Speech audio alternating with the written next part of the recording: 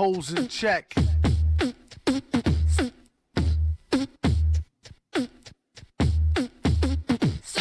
I got this girl and she wants me to duke her. I told her I'll come scoop her around 8, she said. That sounds great, shorty girl's a trooper. No matter what I need her to do, she be like, on his own throne, the boss like King Cooper. On the microphone, he flossed the ring. Average MCs is like a TV blooper. MF Doom, he's like DB Cooper. Out with the moolah, I let her get her outfit just to cool her off. She said niggas ain't about shit. I wonder if she meant it, I doubt it. The way it be in her mouth, she can't live without it. And can't live with this, handle your business. Villainous, stay on a scandalous whole shit list. One pack of cookies, please, Mr. Hooper. It's fun smacking rookies, he is the look like a black Wookie when he let his beard grow. Weirdo, brown skin, it always kept his hair low. Rumors has it it's a S-curl accident. Doom was always known to keep the best girls' backs bent. Some say it's the eyes, some say the accent. A lot of guys wonder where their stacks went. I call her thunder thighs with the fatty swoller. Only mess with high rollers, do what daddy told her. No matter the city, she with me to do the bang bang. Working the coochie, hoopty, chitty chitty bang bang. Same name on the titty as on the name ring. Pretty like Baby D off all in the same gang. Keep my eye on her, really don't trust her, but I treat her like a daughter. Taught her how to bust a nut and the heat to turn beef to horse meat chalupa. Teach her how to hold it, of course he is the. See, most cats treat her like fupa or beat her to a stupor. Take it from the. You need to make her feel cuter and lay down the G like loofah. Everything will be do for her. Keep her in a new fur so she looks sweet when she go to meet the. Got the Buddha, get the grenadiers, twist it, put it in the air, come here, kiss it. Listen here, Scooter, let her try to bag you when she's on the rag, never let her fry the ragu. Which will have you under some type of spell, crying dag boo, her name on your back in a tattoo. Whether a bougie broad, nerd, hoe, street chick, don't call her wife if you met her at the freak nick. You don't want her, don't waste her time, I'll dupe her. And be a father to your child like the. He keep his hoes in check, sends them out to get glows from all frozen necks. Tell him take his clothes, leave him posing naked for real. Better yet, get him for the check off the record deal. Find out where he keep the tech and the blue steel. Make sure for extra rec, let him know how you feel. And while he's running down to All-Star Weekend to ball, I'm coming with the U-Ball.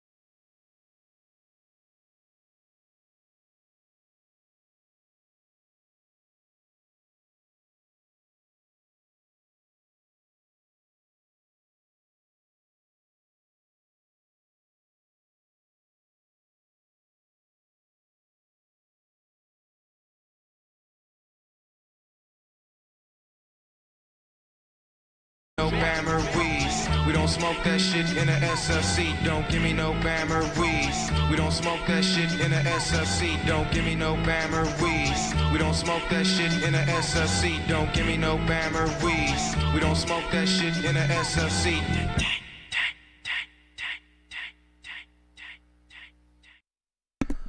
All right.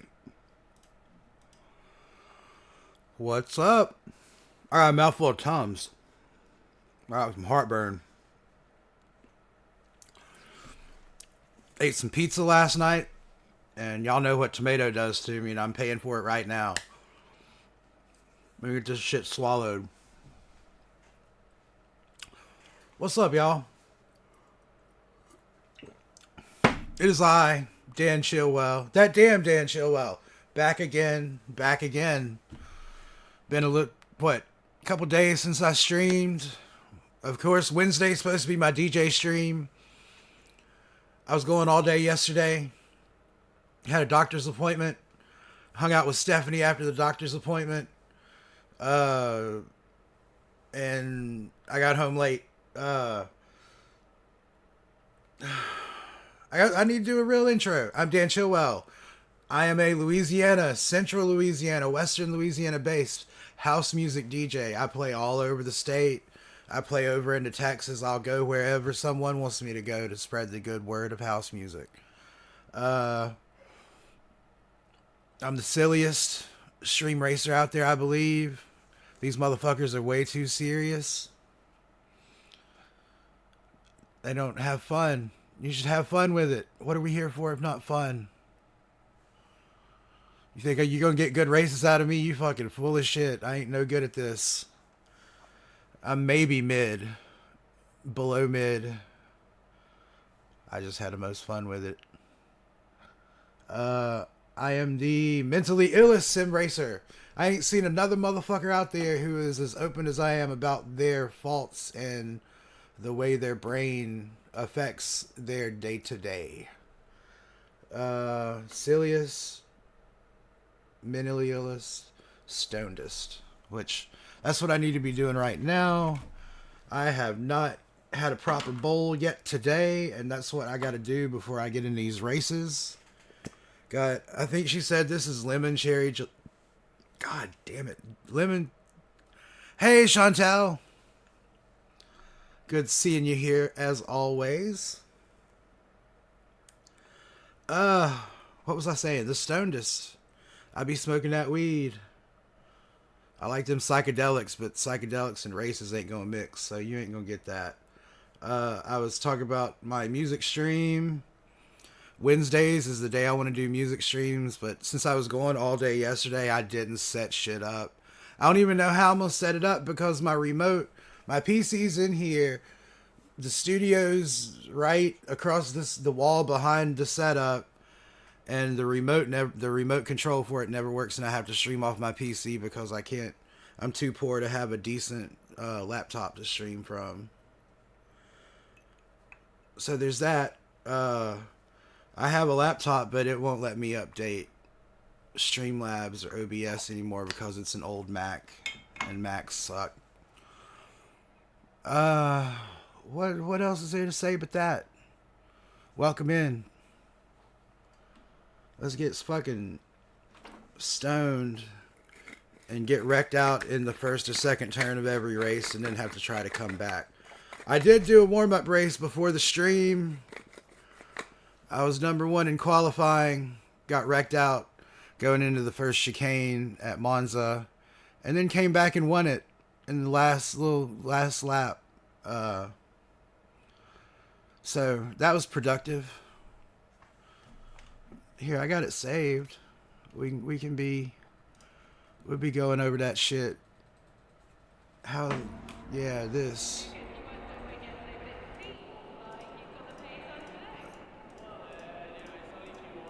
Watch me be at fault. Watch me be at fault, and I'm up here talking that shit.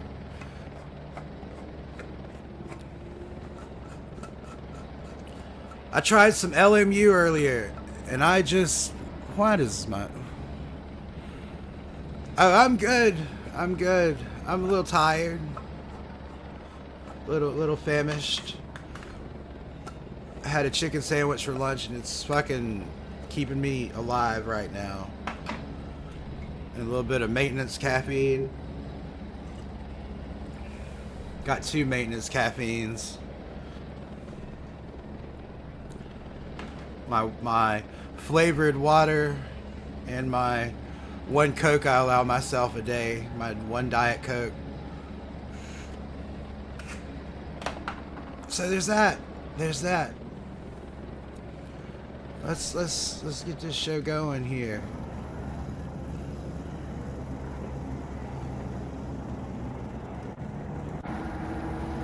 Here we go. Here we go. Porsche gonna get me. Yep.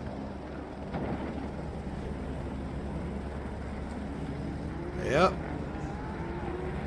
What's up, Mike? I watched your race the other day, man. There was some struggles in that one too. That fucking one dude was a fucking turd, man.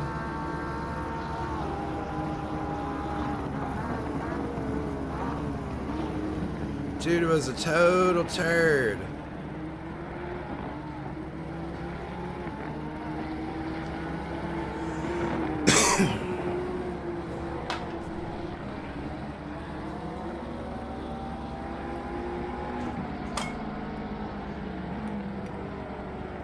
Got the almighty pickle lighter. The pickle bick.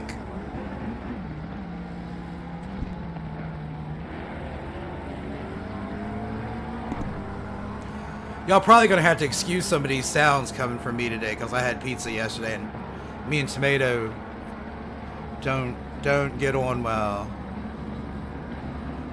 Fun is what matters. If this wasn't fun, I wouldn't be doing it.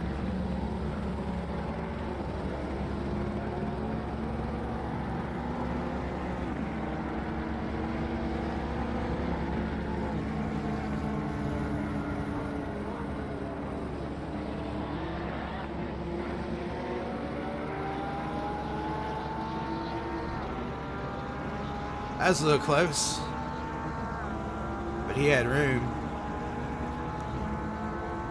Yeah, I gotta find a league to join. I think I would enjoy it better. The issue is, I'm not good at making times. As in, if they say it's at 7, and like something else comes up, I'm not gonna make it. You know, or if the mental illness says, you know, you ain't down for that today. Like I can't time things like that.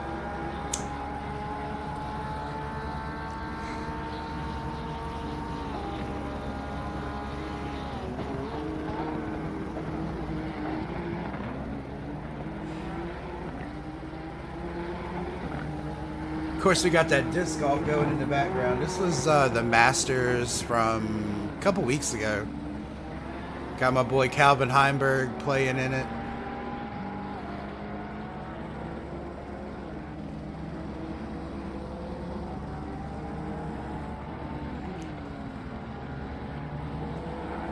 Yeah, that's probably what I'd have to do. Like I've looked at that. Yeah, you gave me that website. I've looked it up. I'm gonna try it. I'm gonna try it. If it lets me meet more cool ass sim racers like y'all, I'm totally down.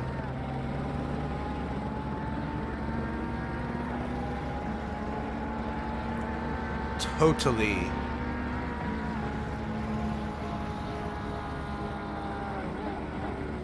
Got my new livery. I hate that I don't guess you can, like in iRacing, you can run trading paints. And you can have custom liveries. I'd go in Photoshop, make me some dope ones, but I set that one up the other day, the non-binary colors, which you don't know. It's right there on my mic for everyone to see. I guess I'm the only non-binary sim racer out there. There's one trans girl that I watch that does iRacing. She's fucking awesome. I like catching her streams, but there's no more representation here. Come on.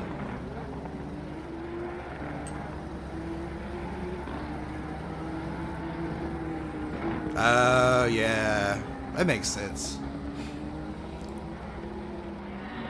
Not like my ranking is going to be anything anyway.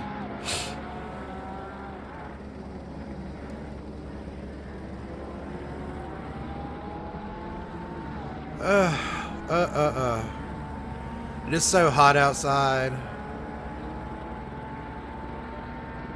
Like, I got in my car at roughly like 10 last night and it still said 100 degrees. Which is, Alexa, what's 100 degrees in Celsius? 100 degrees Fahrenheit is about 38 degrees Yeah. Celsius. So, it was mighty warm. It was mighty warm and humid.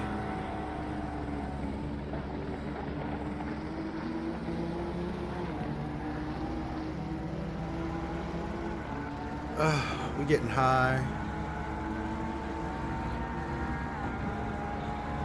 See, that's what sucks, is that trading paints puts it on everyone's. Like, it just loads in. There's no real point in me doing one for just myself because I'm the only one who ever sees it. It's very rare that I see what I'm racing.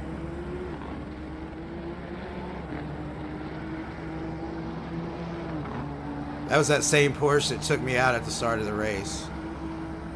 There's one dude named Ruiz in this race. He did not make a corner the entire race. And still somehow finished 10 seconds. Or, no, he was like... Not 10 seconds. He was 10 laps. This is every day. This will be every day through roughly middle of September. And then it'll be in the 90s. Even in October, we'll probably hit 90 some. And it sucks because I miss disc golf.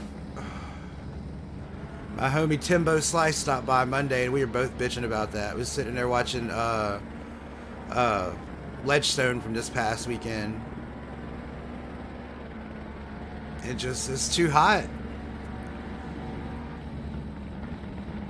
It's too hot. Even for a silly little sport like that, it's too hot.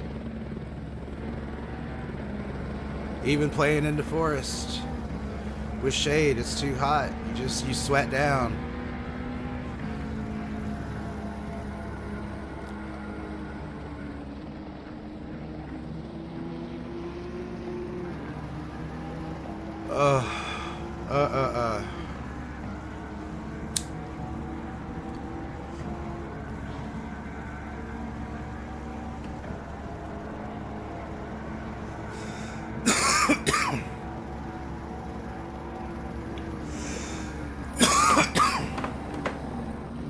Let's see.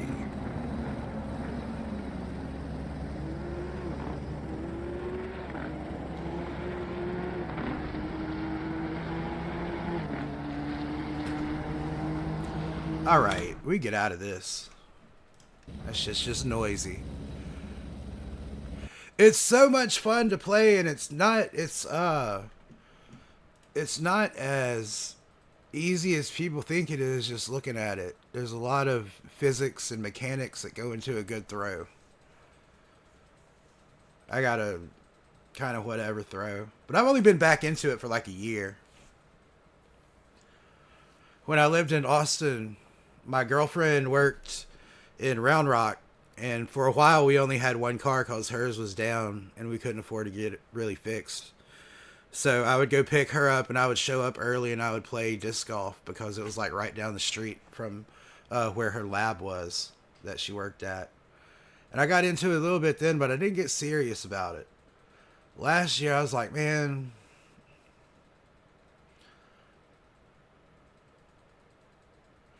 I was playing Hemp Hill a few months ago, the Hemp Hill disc golf course. It's just in a park.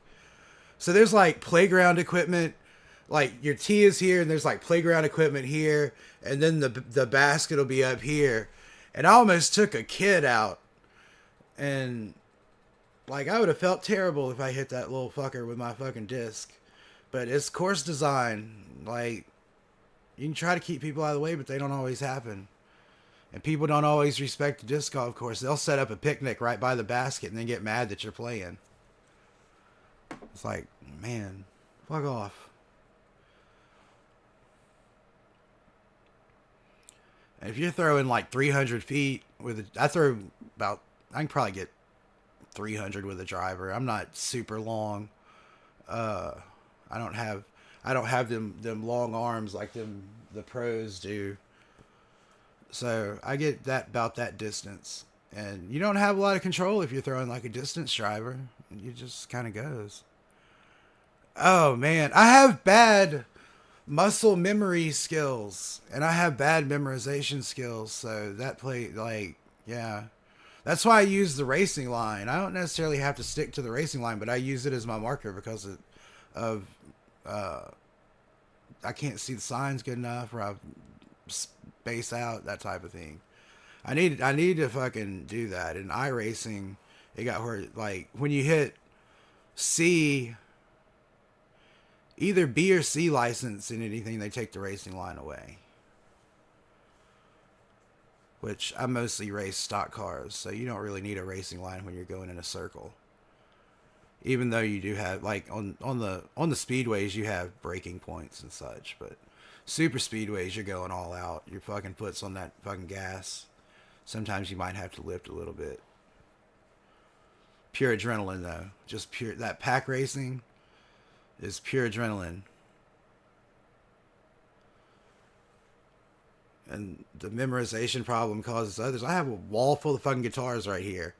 And I got other musical instruments in the studio, and I just can't play them that much anymore because the hand-eye coordination and the memorization, I can't just sit and memorize scales and different chord progressions and songs because it don't stick with me. It's part of the illness, and I'll sit down and I'll play for like 15 minutes, and then I'll start fucking getting jittery and fidgety because my ADHD is telling me that I can't do that no more. It killed reading, watching linear TV shows, that type of thing. It sucks. And I tried taking ADHD medicine earlier this year. I tried it for the first time. And like the first 2 weeks I was asleep. It put me straight to sleep. A couple weeks after that, I was all right. And I got so much done around the house. The house looked so good. It looked kind of nice around here, nicer than usual, you know. But after that shit fucking got a hold of me, and I was insane. I was not doing good. Some people caught the brunt of that too. And it sucked because it's been so long since I've had a serious bipolar episode.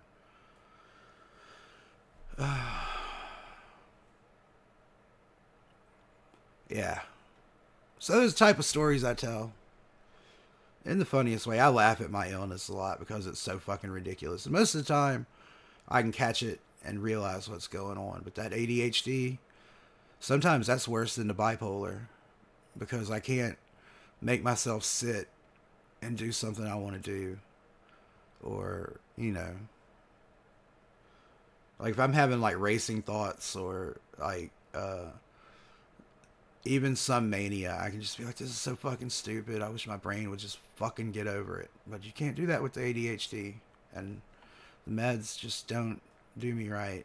So, doctor said give it 6 weeks of taking it every day. And you'll know if it's for you. And it was not for me.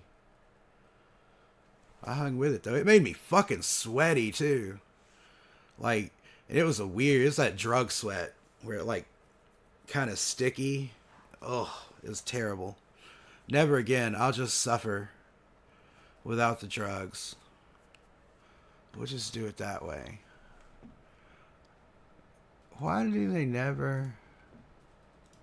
I want that car to show up on the screensaver.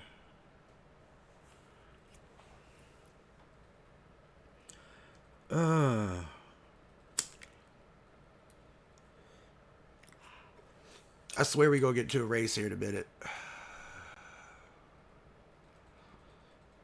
I just need to get a little bit high. bullshit a little bit. Watch some disc golf.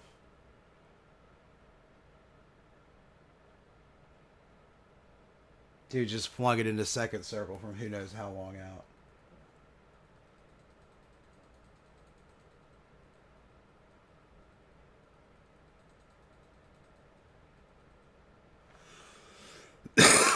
Insane. That's why it's the Masters. Yeah, like, it definitely, at the end, it was super methy. But I could, like, it verified to me, taking the medicine verified that I do actually have ADHD, because I could take those amphetamine, like, they're just amphetamine salts that you take. And, like, I was so sleepy, like, I didn't get a rush or anything, I was just sleepy, and then, like, when it finally got my system good was when it really fucked me up. Man.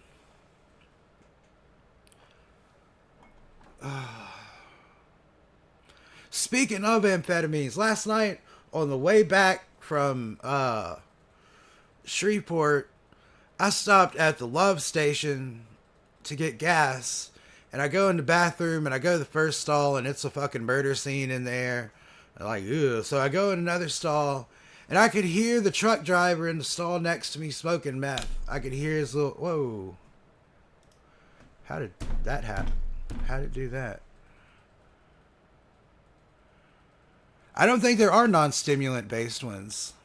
The one he put me on was Vyvanse, and he said that's like, it's supposed to be like a different type, and he's saying its praises, because I'm like, I'm not taking Ritalin, I'm not taking Adderall, I'm not taking those because they're just, it's too much. And he's like, well, try Vyvanse, and I did, and it just, I don't want to take medicines. See, that would be, man, that would be such a help.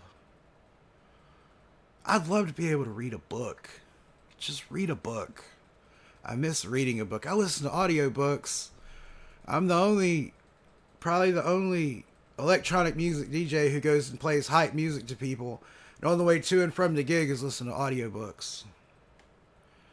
It clears my head, and I used to love reading so much. But I was in the bathroom at the Love Station. I could hear the truck driver in the stall next to me. He had the little clicky torch lighter. You know, you click it, click, click, and you can hear it. It's not like this that does that. And he was in the next stall smoking meth.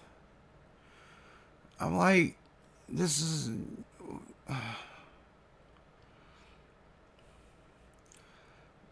I get these weird bathroom stories that I tell. There was one a few months ago. I went to go see Bonnie Raitt at the Shreveport Municipal Coliseum.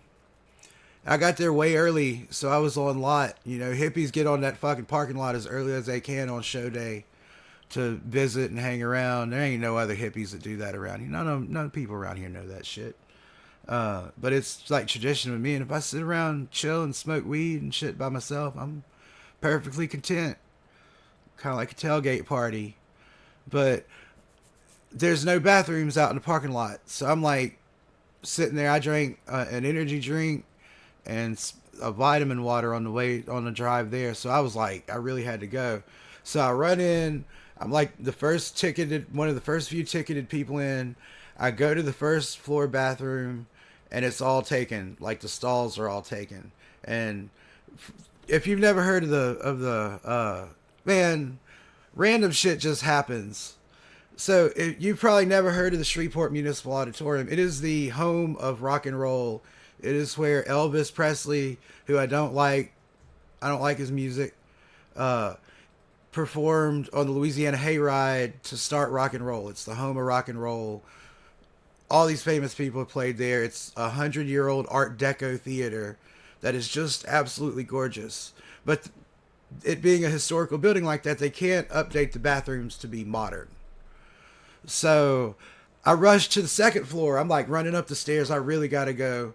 This old man had somehow beat me in there, and he's sitting down. He's just sitting down when I get in there. The stalls have no doors. The urinals are a trough. I'm not peeing in the trough. I don't mind a stalled urinal, but I'm not fucking. I'm not doing it. So I go to the other stall by him. This is that Bonnie Raitt show, so it's mostly older people. And like this dude starts talking to me, this old man, and he's like talking about the theater. He's like, "Oh, well, these bathrooms remind me of the ones we had when I was in primary school," and talk about this. But while he was talking to me, he would like say a sentence and he would let out the loosest, grossest shit I've heard in my life. It was terrible. Like, I'm sure him and his wife Ethel or whatever her name was went to some Mexican restaurant beforehand, and he ate triple the beans as usual. And he was that man. You could paint a room with what he was producing, and he would just fucking proceed to talk in between letting out streams of this, and I would answer him. I was carrying on a conversation with him while I was peeing, but I had to pee so bad, it took so long, and I'm trying to hurry up, but it only goes so fast, you know? But the like, it killed me because the conversation was good. If we had met out in the hallway and started talking, I would have like taken him around the theater and shown him like, you know, this and this, and you know, there's a little museum down here with a lot of memorabilia. And it's like, if I had met that dude under any other circumstance, he would have been my friend. But I had to get out of there, and I was dying on the inside. I was absolutely just dying because I wanted to laugh at the randomness of this so bad, but I couldn't. I fucking, you know, finished and shook off and zipped up, and I got out of that bathroom just as quick as I could. Washed my hands, of course. No fucking paper towels in there whatsoever, so I'm going out the bathroom doing the thing. And I just get in that bathroom and I just died laughing. Like I'm just doubled over laughing at this. And it was like an hour before showtime.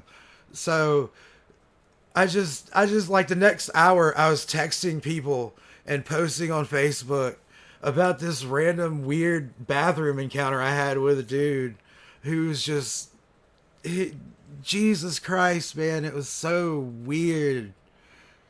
And I don't like, I'm glad I didn't see his face.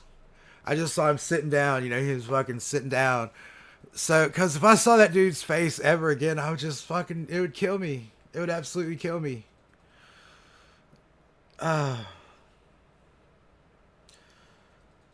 Jesus. Let's see.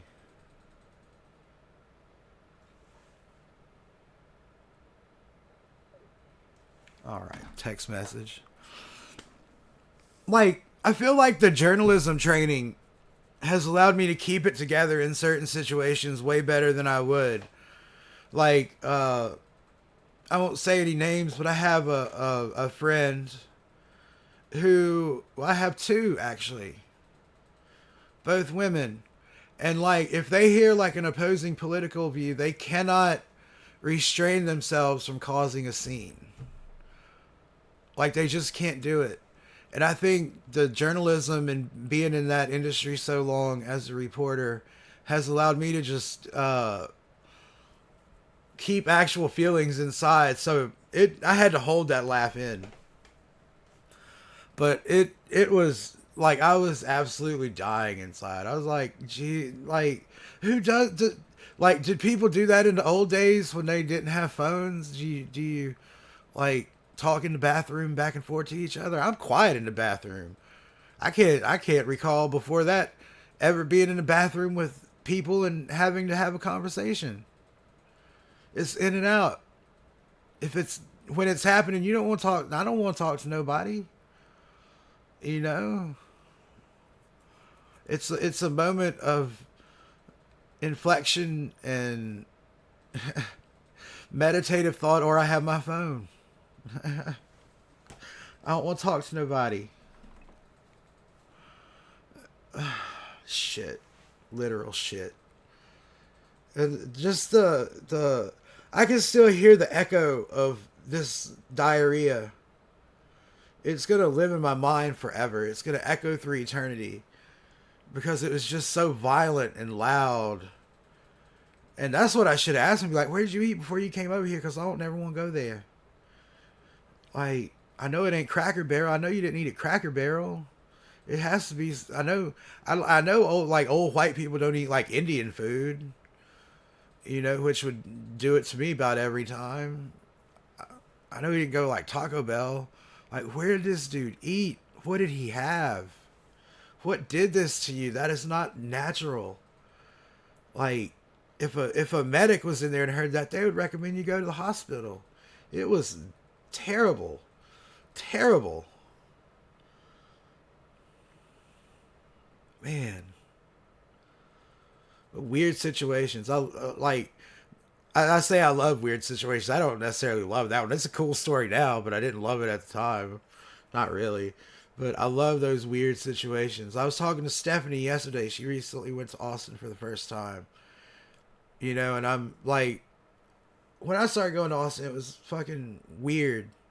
You know, random shit would happen. It was kind of a little bit dirty, which I like. I don't want to live in no pristine, fucking clean city. But I don't want to live in like a fucking shithole like New Orleans either. Like, I like some middle ground. It'd be dirty here and then clean here, and you kind of choose what you want to do that day. But just the random things that would happen in Austin that you're just like, this would never happen anywhere else. One of the examples I gave her was like, there's Congress Street above the river is North Congress Street, and it leads to the state capitol. I used to hang out on South Congress a lot, which was, you know, it was in the process of being gentrified when I lived there. All the cool shit was being pushed out, and they were building apartment buildings. But back in the old days, I would be sitting at Magnolia Cafe, and, you know, like a whole family on unicycles would ride by. It'd be like mom, dad, and like 3 kids. And you're just like, that, where else does that happen? Or in our neighborhood, we didn't live in the best neighborhood. I told her, like, one day I was sitting at the traffic light, and there's a homeless man, like, I'm here, and then he's facing this one, and there's like a homeless man there, fucking spanging, begging for change and money, and he had with him a little person in a wheelchair who was also wearing a Lucha Libre wrestling mask. And they were just going back and forth talking, and it's like, it's just the random shit. I love random things like that. They stick with me a lot longer than something I actually want to remember.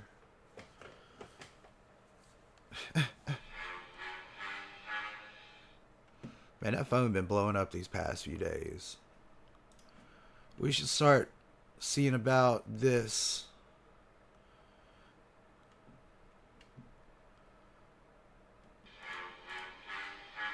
Jesus Christ.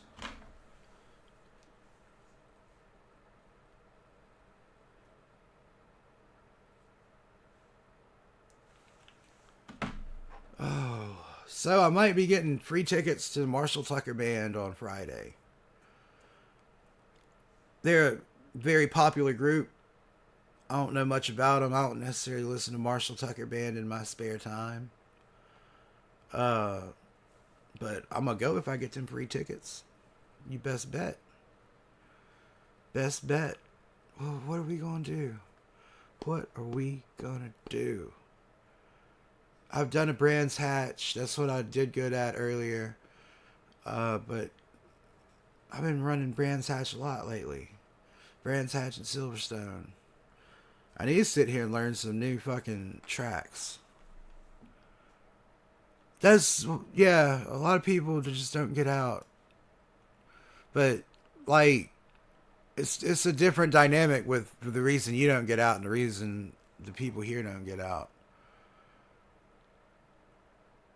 But Marshall Tucker Band, like, let's see. I can't name a single song of theirs. Marshall Tucker. Oh, I know. Oh, I love this song. Yeah, this is a beautiful song.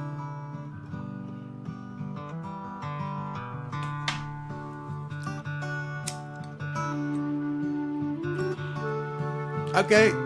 Yeah, I want them tickets. I might message Gary in a little bit and be like, what's up with them tickets, brother? What you thinking?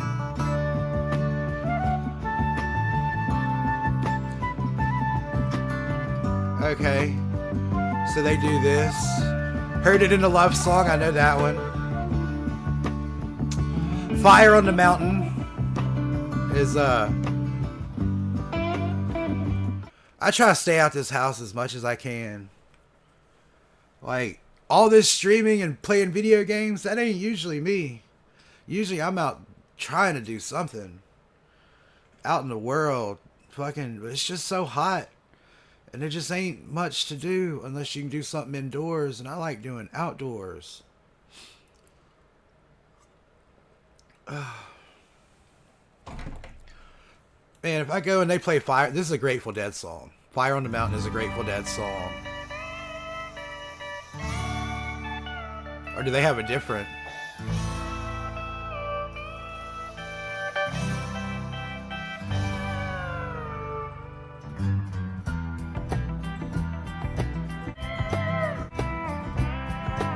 Away from my Carolina home, had dreams about the West and started to roam.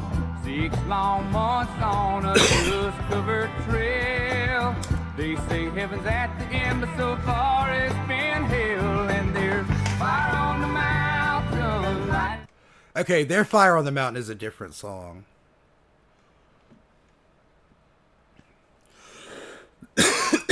But it'll be a good show. Heard it in a love song. Everybody's probably heard this.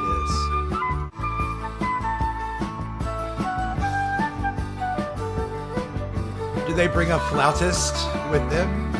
I ain't never been with a woman long enough for my boots to get old. But we've been together so long now that both need resold. If I ever settle down, does this make it over to South Africa? good time for me to hit on down the line. This is very 70s.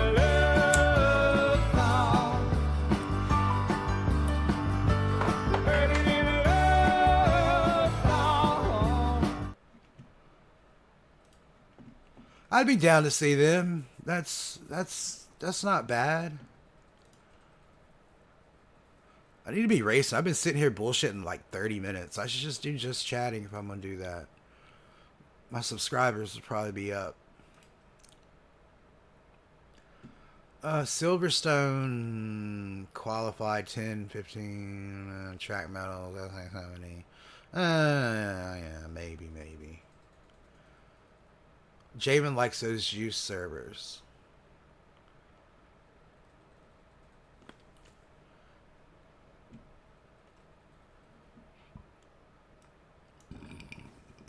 Excuse me, I'm so sorry. Cannot help it.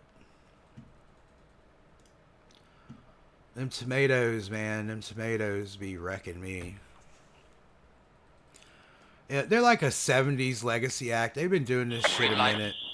Which translates to the show's probably pretty good.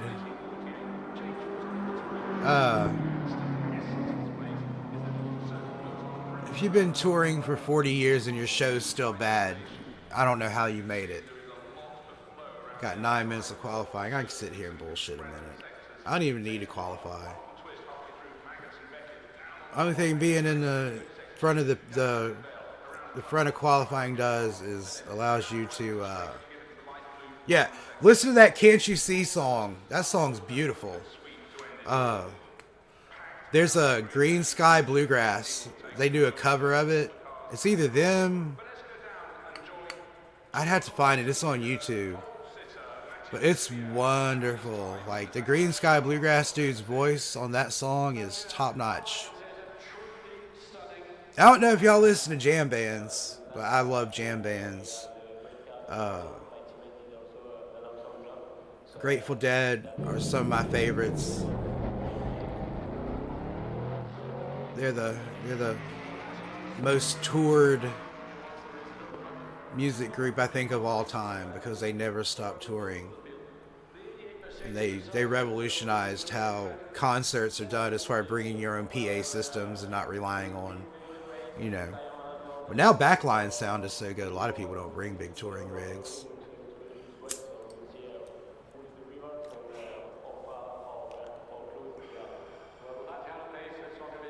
To qualify or not to qualify? That is the question. What is not questionable is my need of a setup. It's 2020 load. It's a what race? I think it's a 30-minute, so roughly 50, 55, somewhere in there.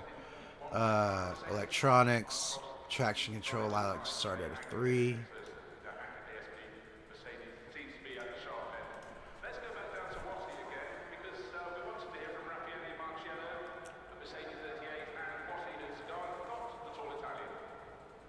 But jam bands were, I mean, this is a Grateful Dead shirt right here. Hippie music, a lot of long improvisational breaks, and never trying to do the song the same way twice, that type of thing, and I love that shit. Now it's infiltrating like bluegrass and country music a little bit. Yeah, which the Grateful Dead are just a country band for people who like doing acid. But the lyrics, beautiful. Beautiful, absolutely beautiful lyrics. There's a lot of substance to it. That dude's there.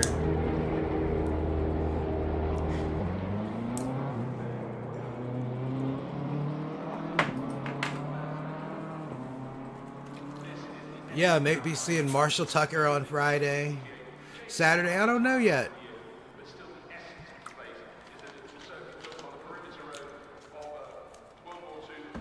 Don't know yet. Might eat some mushrooms Saturday. I've been wanting to lately, and I just never want to take that time.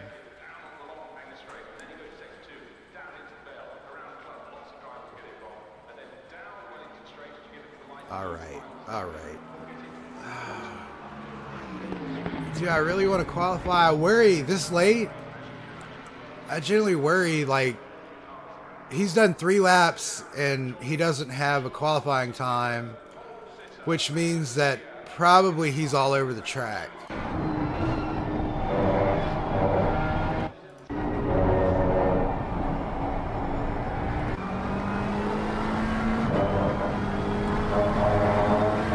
Yeah, it's truly an American thing. That's loud.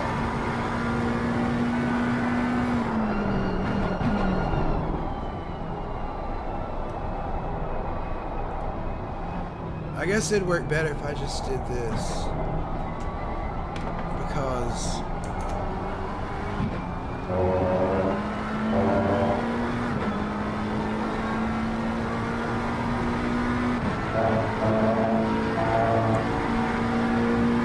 yeah, I'll make a play. What do you use for music? Do you use Spotify or YouTube or?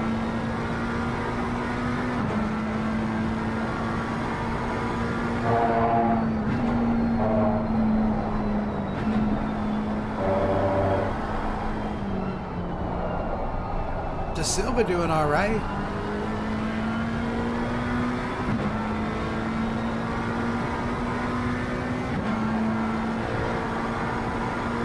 Okay, I'll get you something together of some different things. I'll put some jam bands and some of my folk punk and stuff in there. And it'll be a nice little experience. Your friends' music, I love that. Like, yeah, that was the stuff there.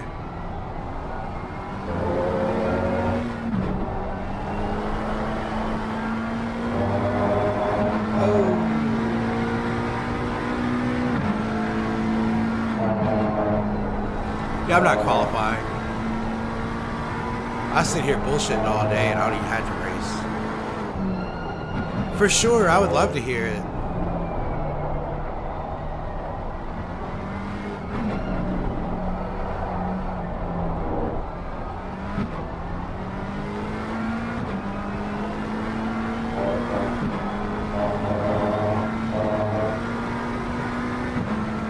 Oh, someone new from Forza.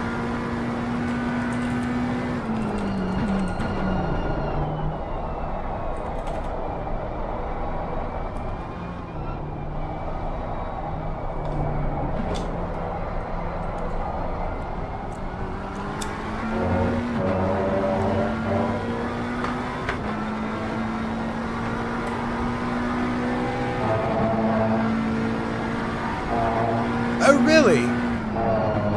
All right. So he sim races too. That's awesome.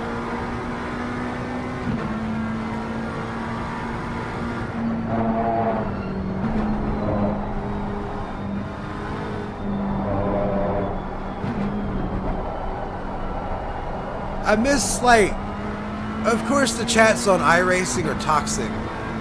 They're toxic as fuck, the voice chat. But I miss being able to just talk with people before a race. Like, oh, he's new. Let's be like, hey, let's remember it's a sim, not a simcade or an arcade game.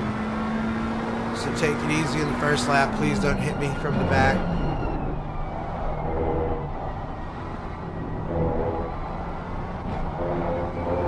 I prefer to do the hitting from the back and not get hit from the back. Yeah, that's how it is.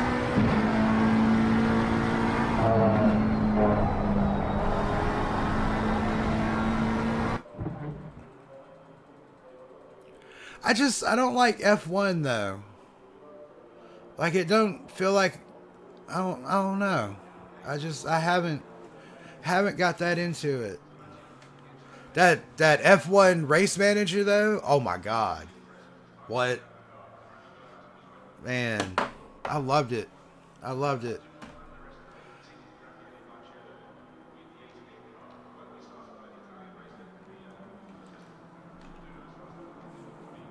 Yeah, it don't like, of course it's a Formula 1 game. It has to appeal to the masses. So I understand. The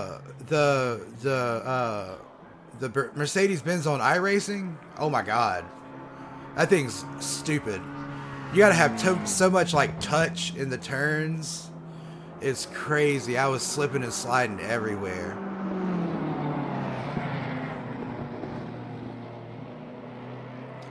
I was not that good, but like the Formula 4, Formula 3 cars, oh yeah.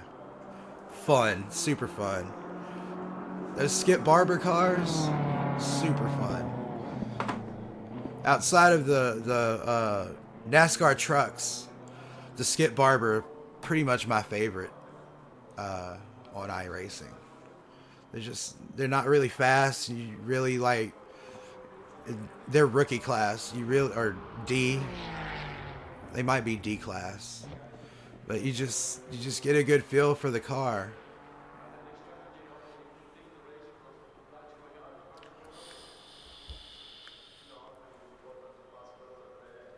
Man, I think that's probably a different Ruiz dude. In the last race, it was a Ruiz dude. He didn't make a whole corner that whole race.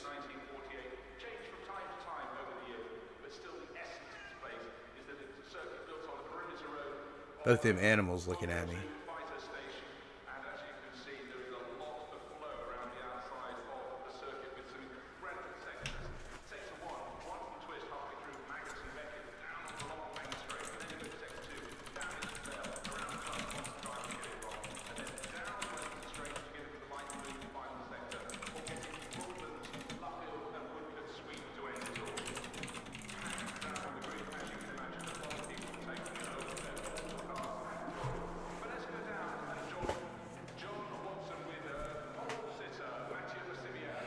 iRacing is expensive even if your currency is good. It is way too much to like, I wish I wish. Oh, I'm ninth. Okay. No, I'm not. I don't know. I don't know. We're about to be in the thing. Yeah, iRacing is expensive. Especially, like, because each class you go up, you got to get different cars. And I got to, in my mains, where stock car racing, I got to an A. And then I think I was a B, and they've split it now between sports cars and formula cars. But I was like a B in road racing. Thank you, thank you. I don't have much hope for this. But I was saying that the chats get so toxic, especially in the stock car races, with these country people that just like to fight and argue anyway. Oh my god.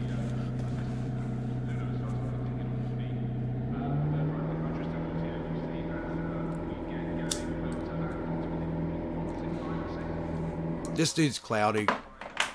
He's not serious.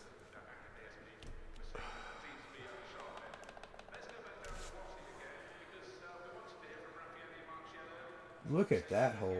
Holy fuck.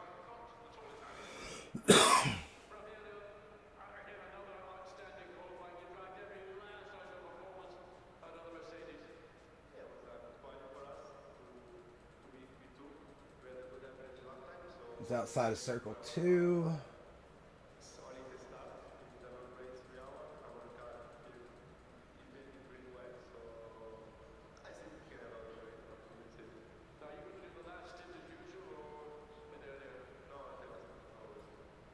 Yep.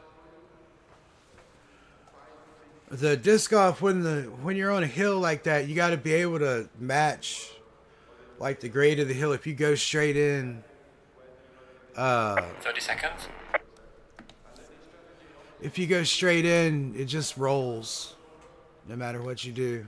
I should have qualified.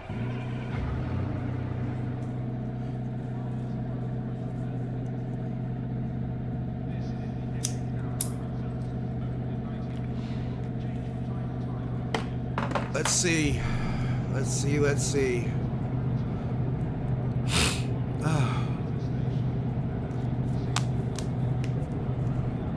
Stay double file.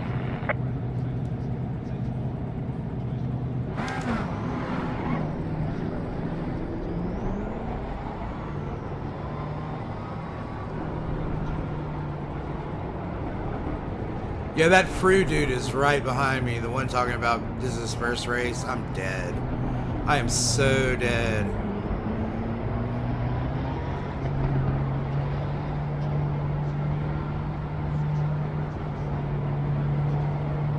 Green line, go, go, go.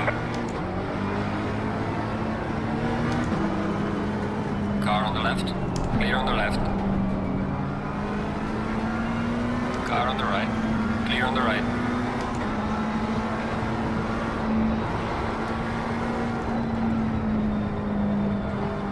And I'm not doing so hot. Car on the left, clear on the left.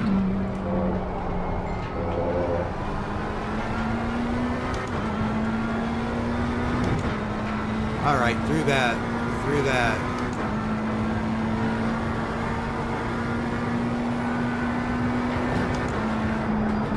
Car on the right, clear on the right.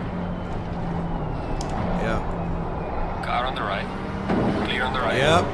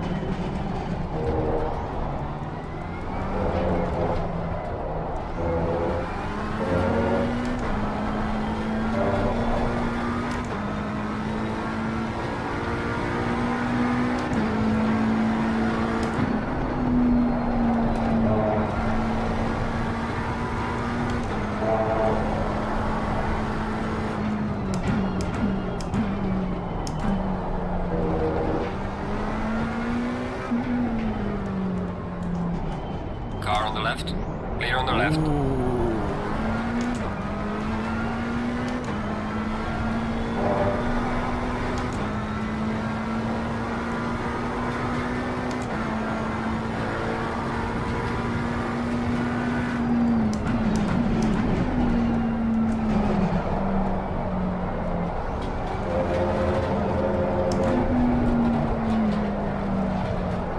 Car on the right. Clear on the right. There's light damage on the Fucking right. idiot.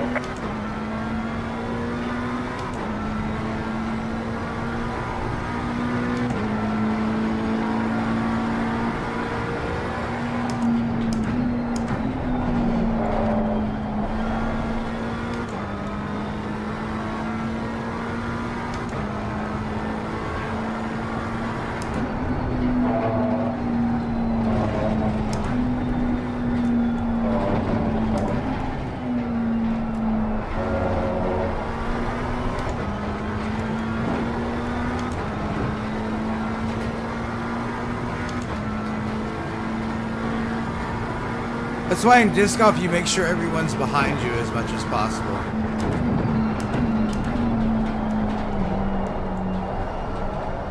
Yellow flag ahead. Be careful.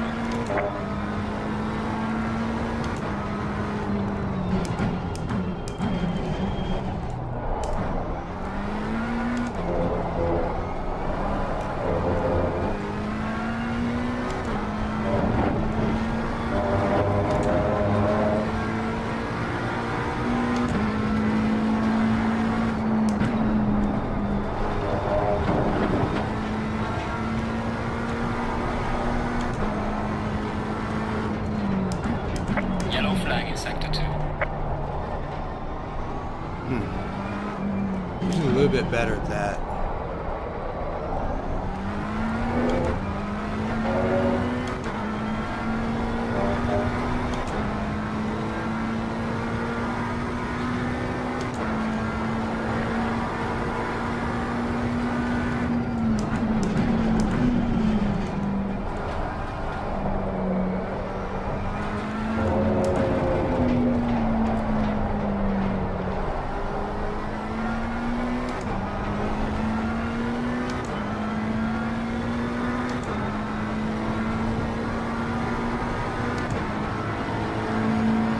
Come on, come on, come Well done, on. mate. This has been your personal best.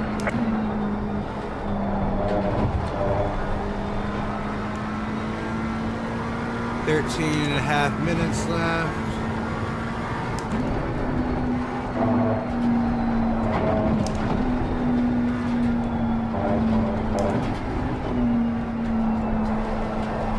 Well, he's fast through there. I'm not that fast.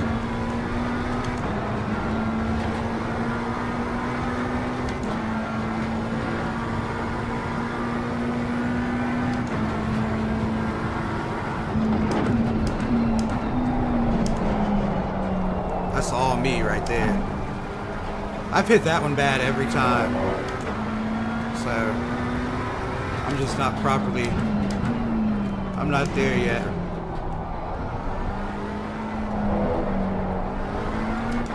Yellow flag, be careful there. There's a slow car ahead.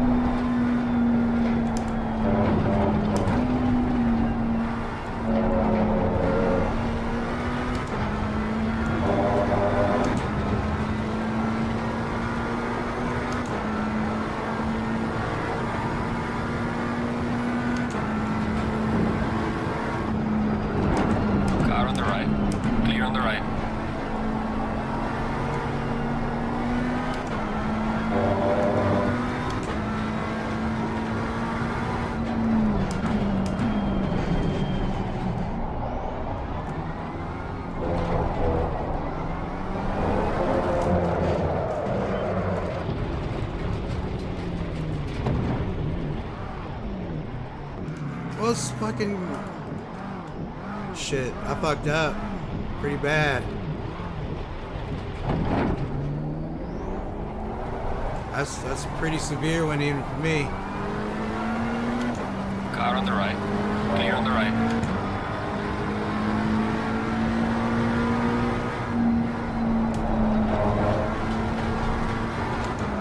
There's a slow car up ahead. We are halfway through, not over yet.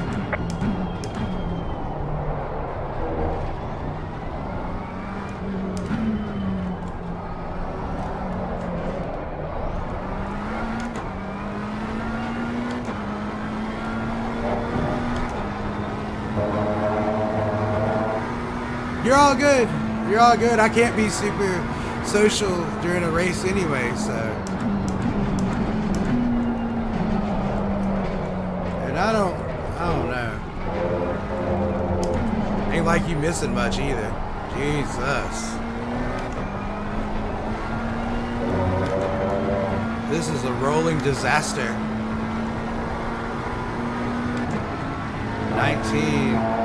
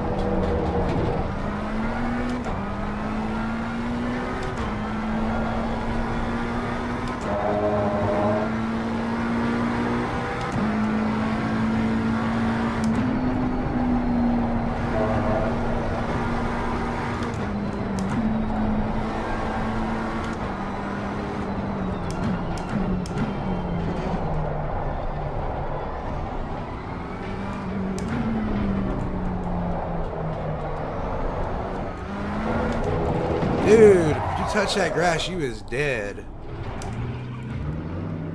Just a little bit. Just a little bit.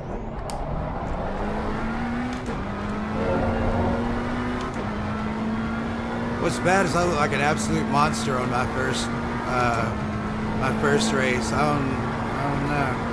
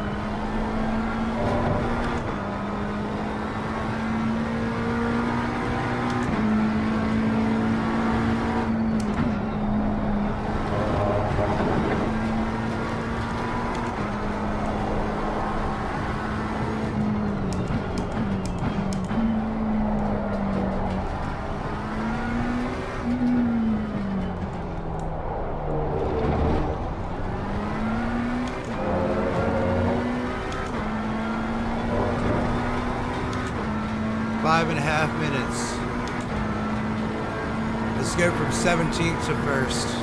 Just send it.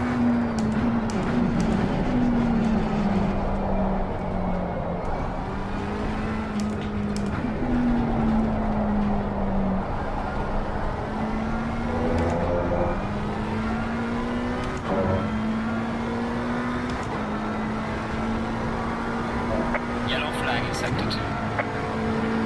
Gaining on the car heading sector 2. Well done, mate. Personal fastest lap.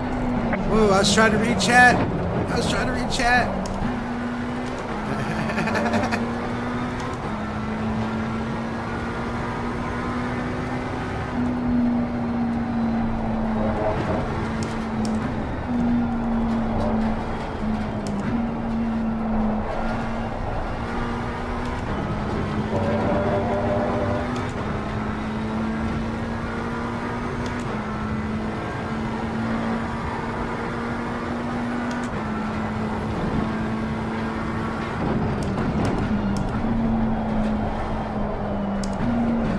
Every time I take that one, it's weird. This is totally a me. Be careful. Like, I'm usually so much better here. Like, it's a me thing.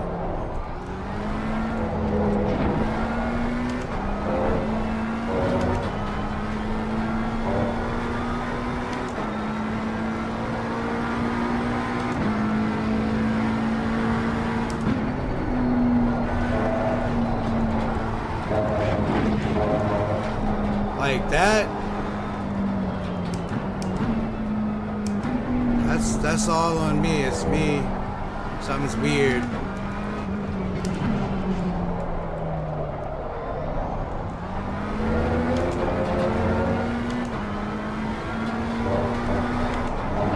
That, like, I don't know. It's me.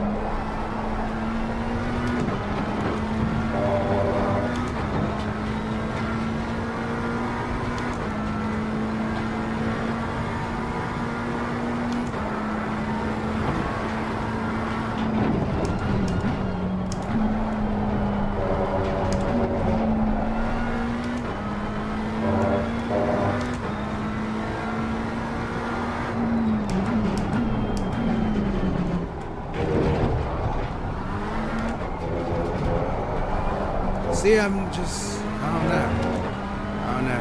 I ain't with it this race.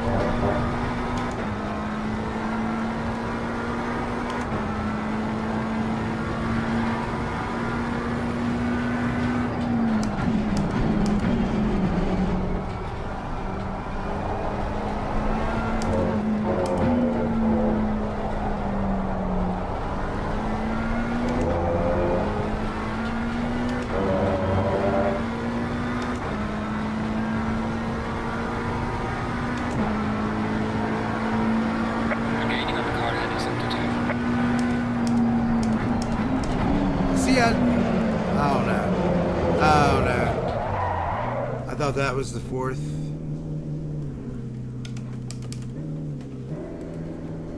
The fourth gear turn. It's like the turns just ain't hitting me right. this time.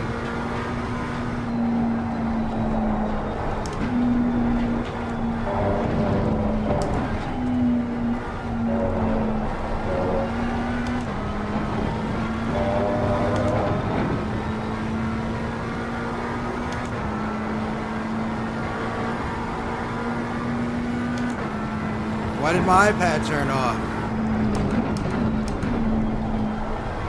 It's not supposed to do that while I'm fucking streaming. It's finished the race.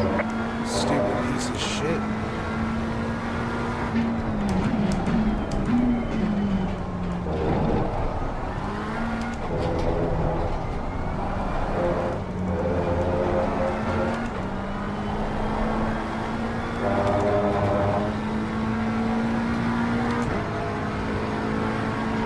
That's it. I'm done.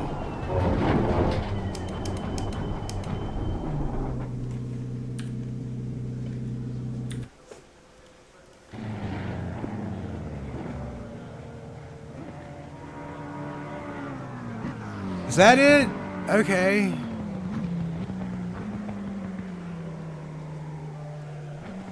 Yeah, I think those are right. But I just felt off that race, like me off. Yeah, I wasn't hitting the brakes hard enough for sure. It usually takes like the third races when I start really hitting the brakes right.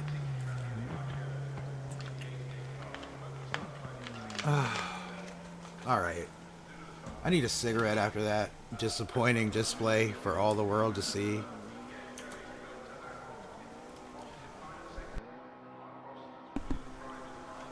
What music do I got? A little hip hop. Hit it!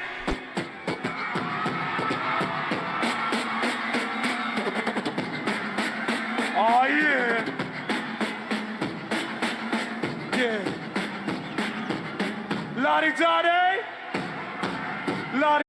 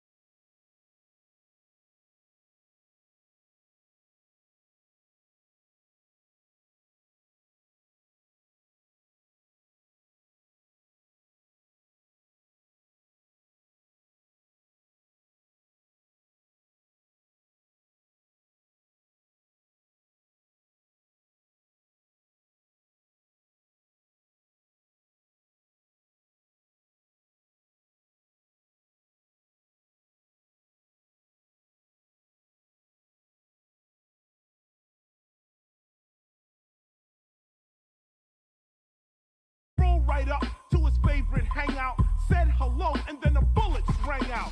Some fired back, so we took cover. And all I could think about was my brother. Rob jumped up and began to run, busting shots, hoping to hit someone. So I just stopped and let off 3 shots. 2 hit him and 1 hit a cop. I threw the gun down and began to shout, "Come on, I got him, it's time to break out." But as we ran, there were the boys in blue, pointing their guns at my 4-man crew. They shot down 1, they shot down 2. Now tell me, what the fuck am I supposed to do?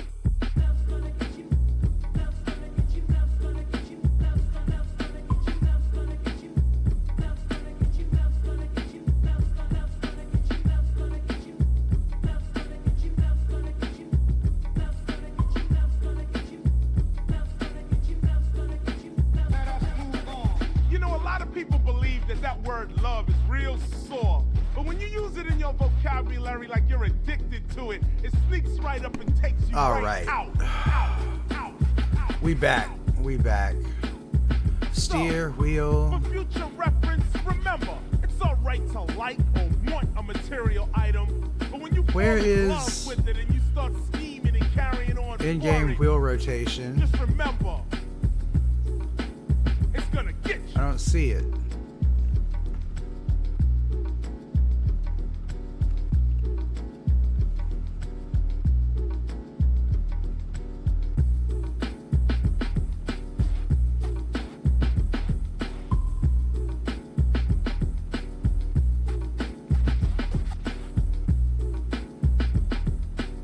Yeah, I did the wheel software. I did it in, hold up. Let's do, where's it at? It's down here, way at the bottom. Yeah, shit, I clicked the wrong thing.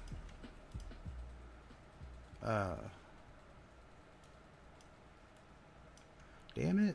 They said to give up and to grow up, that my songs make them want to throw up, that I'm not original or catchy or clever or smart. Yeah, it's at, I set it to the They said my 480. guitar would sound better at the bottom. Oh, of only on the wheel Ohio software? Okay. River, that I should get a job, the Route 50. Let's give it a whirl. And sometimes I think I might agree.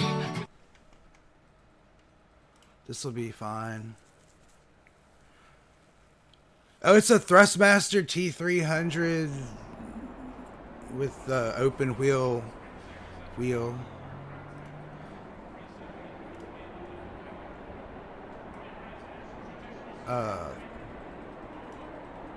Let's do that.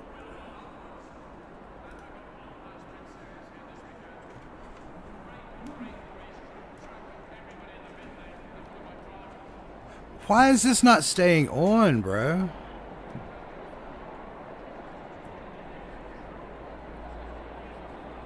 Okay. That's so, I don't know. Normally my iPad stays on and I can see it, but of course this iPad has to continually... it's not too hard to press down, I just don't press it down enough. Whoa, that's way different.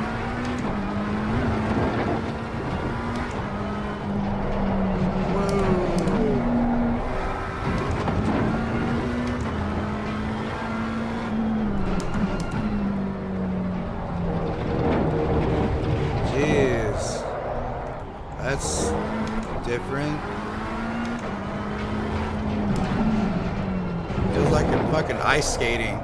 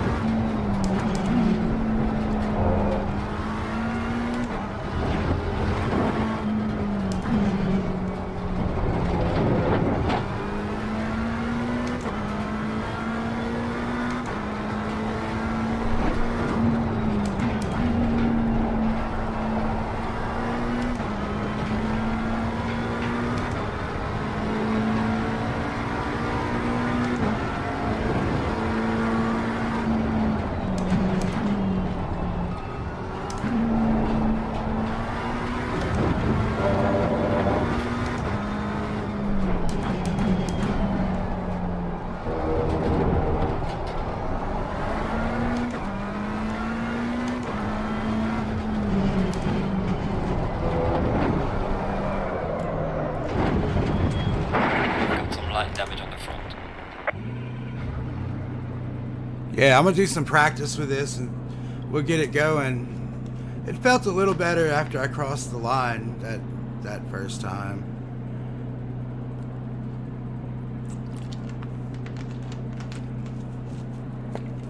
I think my brakes, I have the medium stiffness set.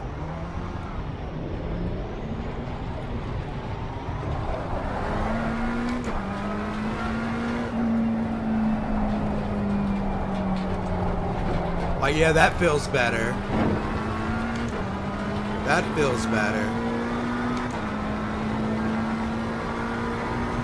But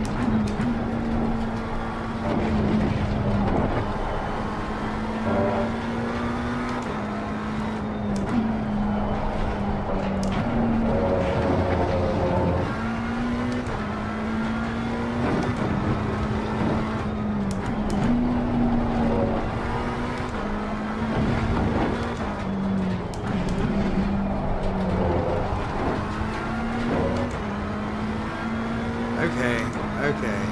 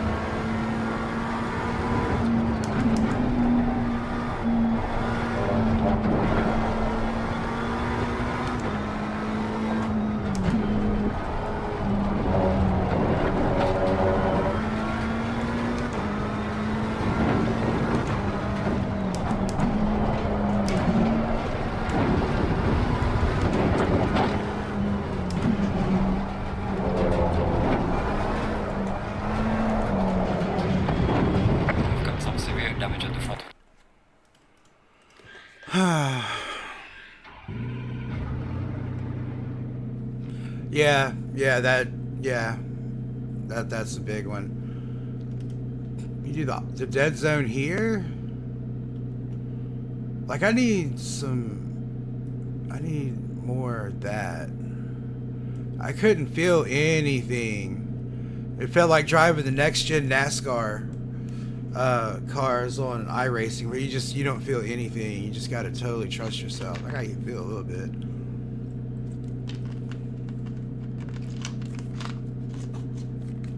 Alright, Alright, that's finished.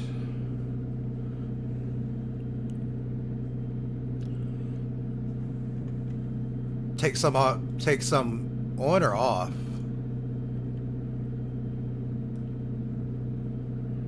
Because I couldn't feel anything. It was just like...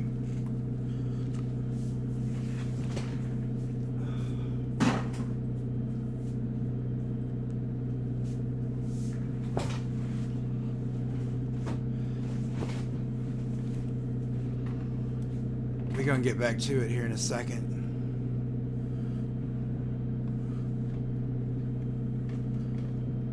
Yeah. I'm not hitting the brake as hard as I do sometimes.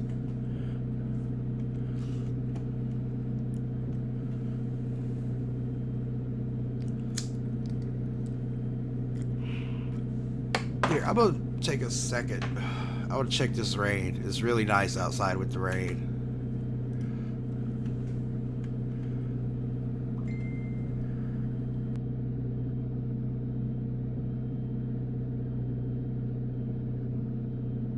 My old friends that don't call me anymore to hang out or catch up or go drink beer.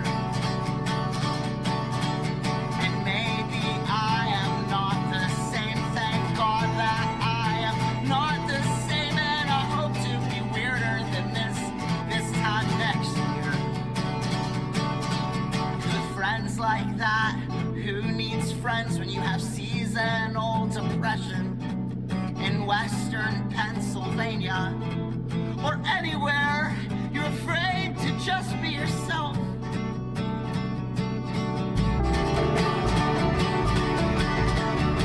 Sometimes I feel like I'm stuck here, trapped in the wrong gear, like an empty pack of cigarettes, like an endless bill called college debt. And I don't know when I first started feeling so alone, like how everyone else has a place and I simply don't. And sometimes you wake up in your 30s, take a look around and realize that you're lucky not to be a ghost in a ghost town with friends like that. Who needs friends when you have seasonal depression in Western Pennsylvania or anywhere? You're afraid to just be yourself.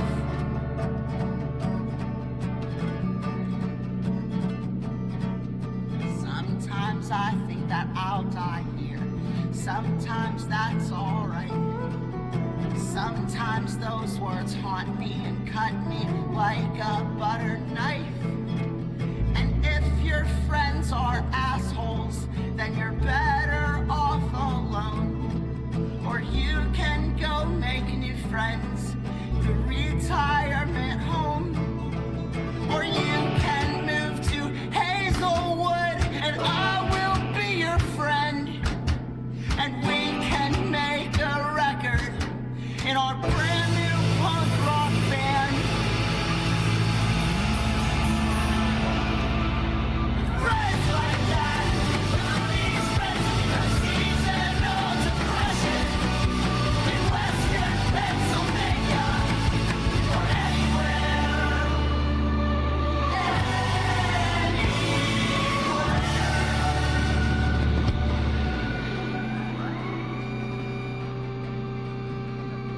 Regular breadstick and Pepsi delivered for just $10.99. A great in a triple murder in Silver Spring. Eddie Fast, easy way to remove stains from their color teeth. is gray hair. But then I discovered this, the hair coloring called Just for Men. I am a leader, but you will not follow me. I ain't no preacher, for I'm full of blasphemy. See you in hell, boys.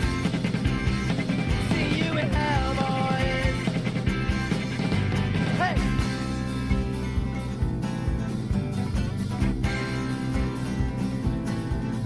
Like an angel who's been dancing with some devils.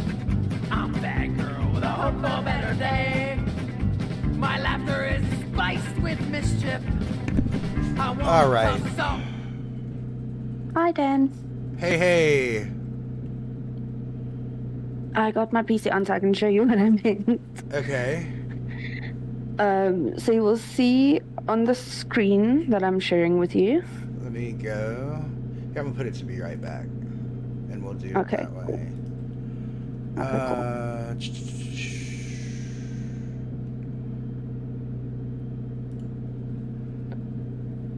I have a minimum limit because I rest my foot on the brake pedal like that. So basically just press it until you're comfortable. Okay. And then put it a little bit under that where it will have full braking. Let's see. So the maximum limit is at the top end where you need to change, because you don't rest your foot on the pedal like me like that. So that little red is there to keep me from having brakes pick up right throughout the track. Okay, so I'll do maximum limit. Yeah, maximum limits where you have to change it. So that's basically press it as far as it's comfortable, and then so if it's like here, you can just move it down until the darker mark at the top is basically overlapping a bit with the red. Okay, I think I got it. Okay. Yeah, because you might notice that you don't, it doesn't pick up your brakes fully, so you have to brake earlier as well when you do that. So you can brake a bit later, because it's going to pick up that you're braking harder now. Interesting. Hopefully that helps. I think it will. All right, thank you so much. No problem at all. Let's see. All right, we're going to race. I can put my screen back. Yeah. Okay. I see Jody's already practicing for the next race. Is he? Yeah, we are racing at Valencia, but it's only every 2 weeks that we have to do the league race. But he's got a 1:33.2 over here. Okay. And where'd you say it's at? Valencia. Okay. That's a really fun track. I don't know if I've ran that one yet. Maybe in iRacing, but not in here for sure. Okay. While I'm here, I can actually check what my PB was at Valencia, so I know how competitive I could be. But my hand's completely fucked up, so I can't drive at the moment. I bet so, with all the sewing. It's not actually the sewing that did it. It was my wheel on Monday. Oh. Turn 1 at Nürburgring. Because nothing hurts my hand as much as turning my wheel to the right. Yeah. Which is turn 1. So I think it's just being out of practice, because I haven't driven for quite some time really consistently. Right.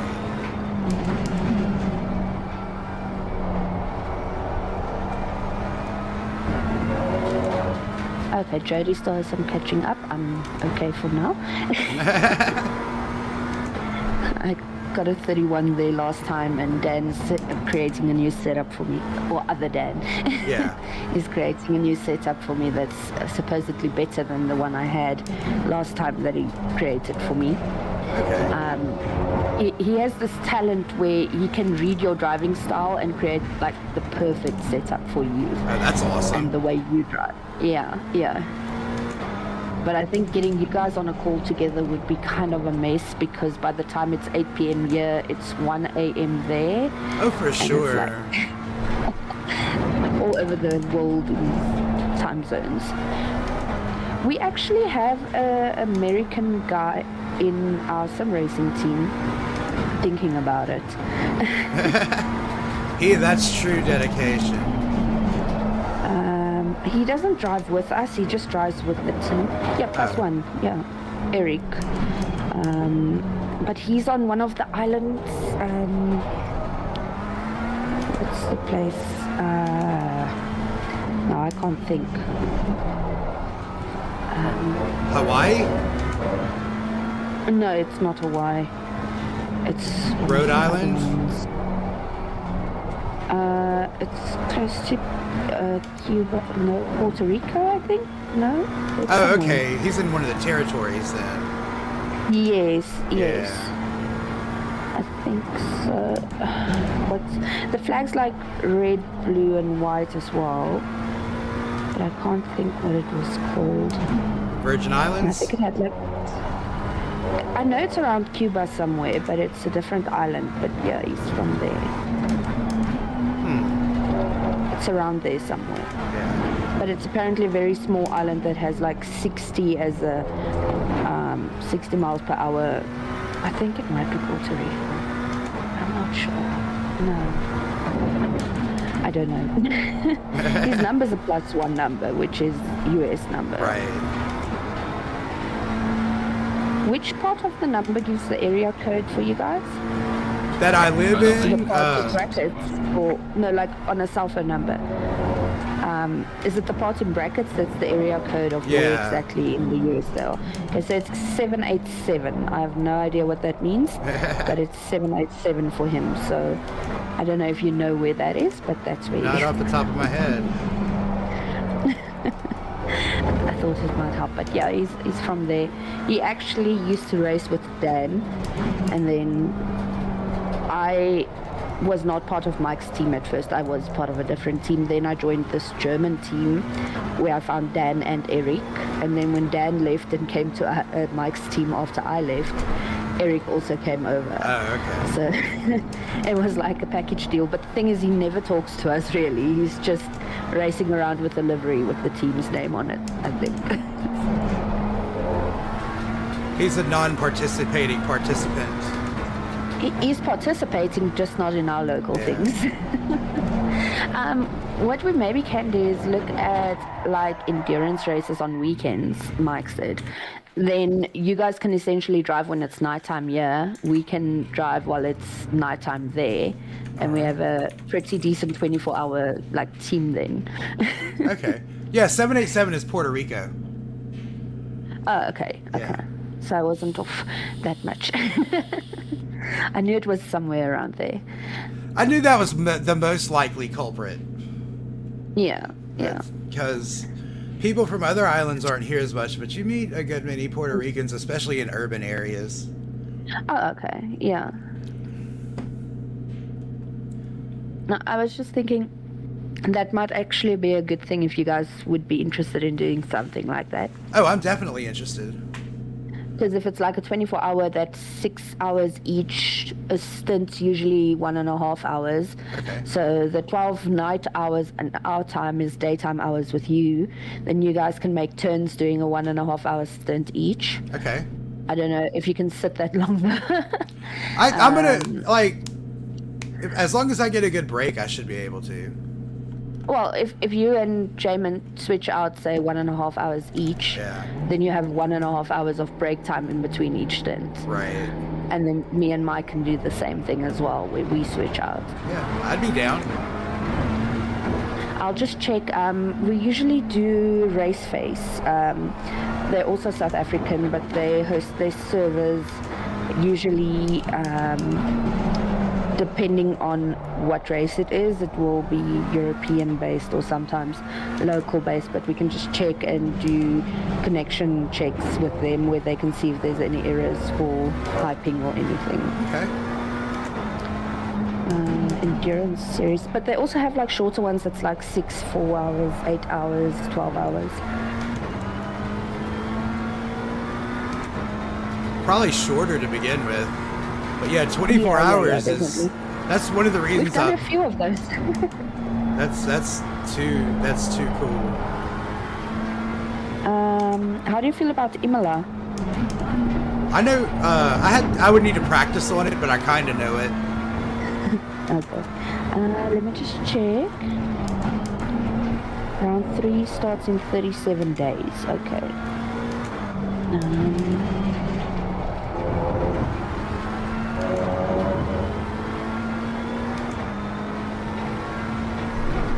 Okay, so the next one is the Kyalami 9 hour on 27 September. Okay. Yeah. There's an actual 9 hour race on that day as well. Yeah. You've said that before. Yeah. So they host they call it the M570 because There was a thing where they were part of the Kyalami 9 Hour, just doing the virtual version of it. But there was like this whole fight between the organizers of the real event versus the sim event last year. Everyone was supposed to take their rigs to Kyalami and leave it there overnight. I'm like, fuck no. And everyone pulled out after that. And yeah, so Raceface got like over 1,000 people on their Discord and everything. And they run iRacing leagues, they run ACC, not AC, LMU.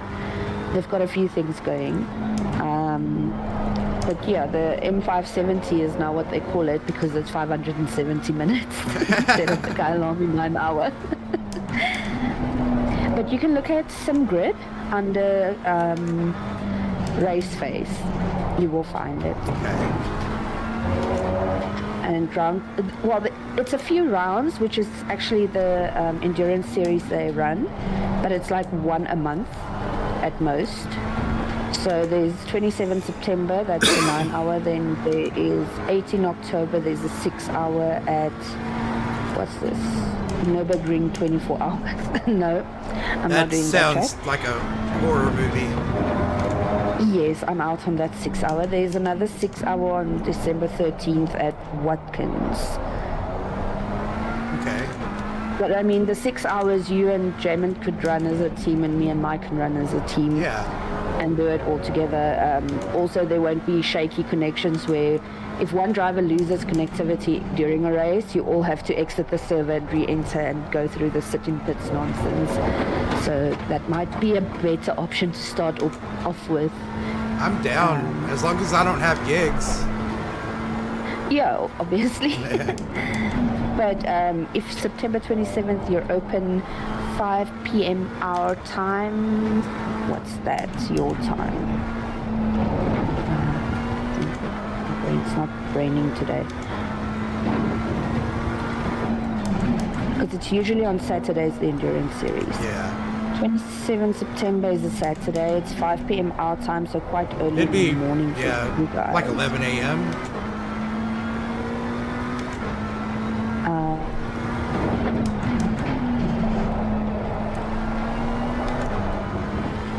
Oh, yeah. So it's 7 hours different. So around 10, 11, yeah, around there. So basically your Saturday would be whole day racing then of 6 hours. If I'm available, I'd do it. Okay, cool. Maybe speak to Jamin and see if he will be your teammate, then you guys are at least in the same time zone. Yeah. For connectivity and all that things. I'll send you a link to Raceface's Discord as well if you want to have a look around there. Please do.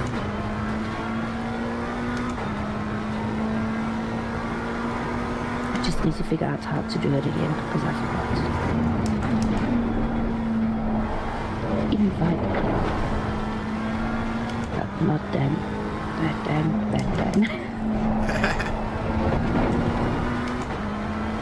Other Dan hates them. Oh, he was so pissed with the last Kyalami 9 hours. Oh, he don't like them? No, what happened was they told him, no, you can race for the 9 hours last year. And then someone complained his ping's too high, and they were like, no, they're not going to let him race, and I don't know. And then all that practice for weeks on end went down the drain because Dan's not allowed to race. We had to get someone last minute to join our team because we had enough for 4 teams, but one team would only be 2 drivers, and doing 9 hours as 2 drivers is kind of a lot if you're out of practice. So we got this other guy, and then the whole thing fell through with the taking our rigs there and having some drivers only virtually, and it was like, no. I mean, your stuff will be stolen. You can't just leave gaming PCs and things lying around at a racetrack overnight. Oh, for sure. I mean, especially when you could buy tickets to go into the sim racing lounge area. So what if I don't get there in time and someone just decides, let's just pull out a hard drive or something, or disconnect a wheel and walk away with the wheel as a souvenir? I mean, that happens, yeah. it's just too much temptation for certain people. So. I totally get that. And also the logistics of transporting 2 wheels, 2 rigs, everything to Kailami was 2 trips at least. Oh. So we were like, no. Yeah, one of my friends, he's like, hey, you can bring your sim rig up to my bar and let people run laps on it. I'm like, no, I can't. Like, it's not that easy. I mean, that's PC everything, and people mess stuff up. Yeah, he's used to console and not everything that goes with. Okay. Yeah. And it's like, it's not like people can just jump in this and turn laps. Like, it's really easy. No, So it would be a bunch of bunch of angry drunks around my sim rig, mad they can't go fast. Next moment someone hits the wheel and breaks it off or something. Yeah. Yeah.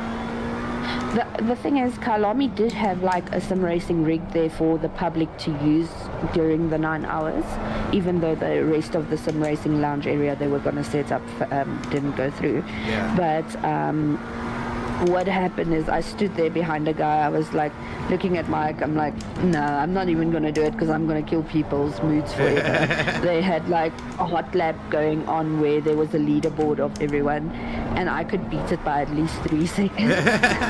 I would go crush their soul. Yeah, and then we got kicked out of the VIP area. For what? We only had general access passes, but one of Mike's friends was the driver that day, and he had a driver's ban, so when we were walking with him, it was fine. The moment he wasn't with us and he went to the car to go drive, we weren't allowed in the VIP area. So I was standing there, I was contemplating if I should do a lap, and I'm like, I don't want to crush these guys' souls because they would cry. Right. And some men seriously have a complex about it. If a woman is faster than them, they can't handle that. So I was just like, nah, I'd rather not.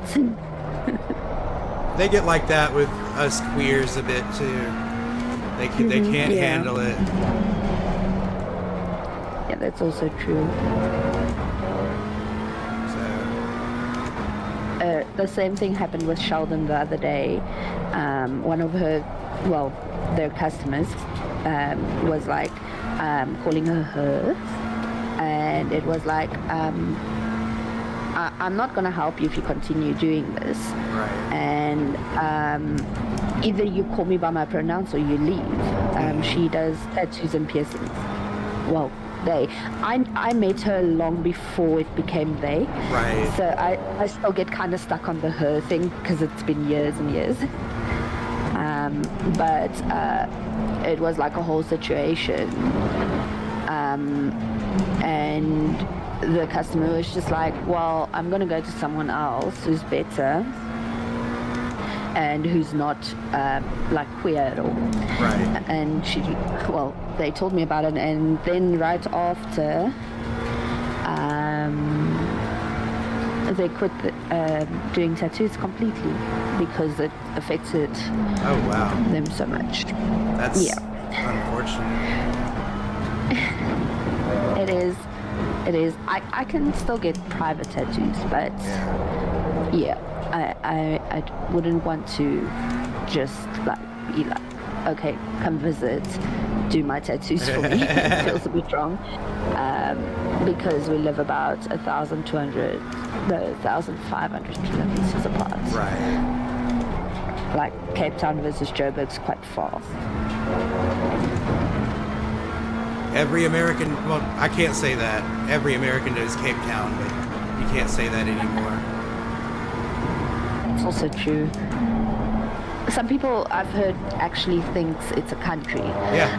In Africa. You couldn't... We used to live in Cape Town. Oh, really? Yeah, we bought this house during lockdown without ever seeing it apart from a WhatsApp video call situation, and it was dark as well, so you couldn't really see much. So we bought a house without seeing it. You're not the first person I know who's had to do it, so. Well, the thing is, we knew the house needed work, and the price was such a bargain that even if it needs work, it's fine for that price. Right.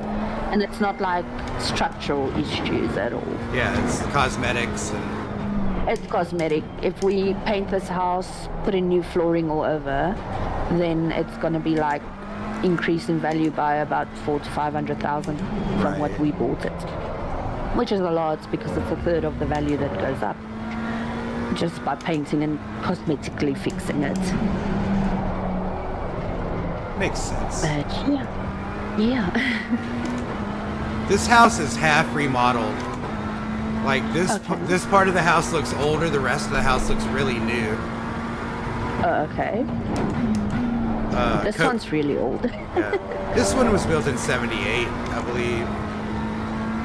I know this one's at least 100 years old. Oh, wow. Yeah, it used to be two houses, like railway houses, that they built together into one big house. Okay, interesting.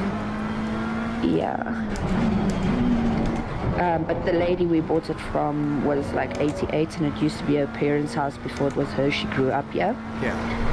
So I would say at least 100 years now. I mean, she's in her deep 80s. Yeah, I think probably. And when we got the house, or when we were trying to buy it, it was a situation of the house was still in the bank's name under her parents' name. Oh, wow. So, yeah, So it was like a long process. I think we waited about 6 months to actually get that it's been transferred to you guys. Yeah. It's all done. Outrageous. Yeah, but the lady was like a hoarder, so even though we had the video call, you couldn't see most of the walls at all. Yeah. It was just covered in stuff. Like two of the rooms was just packed to the ceilings. I don't know. Apparently, the guys who helped her move its neighbors down the street, they were like, you can't walk in the flat she moved to, because she moved like to a 2-bedroom flat. And it's not walkable in there with the amount of stuff she took back with her. And she also left a bunch of things behind that we had to sort out. Yeah. It was not fun. Because the daughter spent a whole weekend cleaning the house before we got the keys, and it was not clean. It just, yeah. My mom was a bit of a hoarder too, so there's a lot of stuff in this house, but it's in like curio cabinets and out in her little workshops and stuff like that. Stacked up against walls. Yeah. I'm gonna go and finish that stuff I'm working on. Yeah, do your work for sure. It's not that much to do. I just have to stuff the thing and then sew it shut. It's like a dog bed this guy wanted. I'm just finishing that, but it was also like really last minute. Yeah, for sure. Go do that. I'll watch the stream. Okay. Okay. I'll be going. Have a good evening. You too. It's nice talking to you. Thanks. Bye. Bye.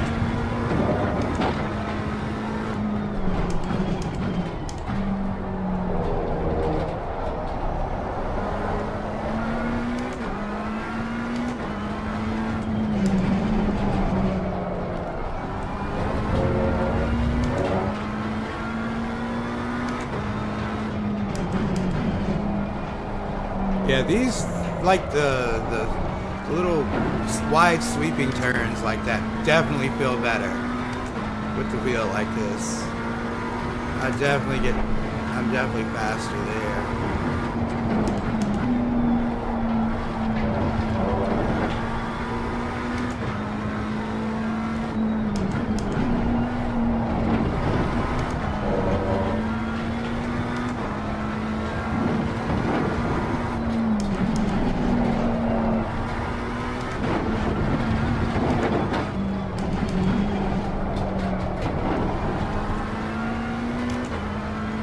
It feels good. It's different. It's like I don't get any feeling though. I don't feel like, it just feels like a loose steering wheel. Well done, mate. The fastest lap so far.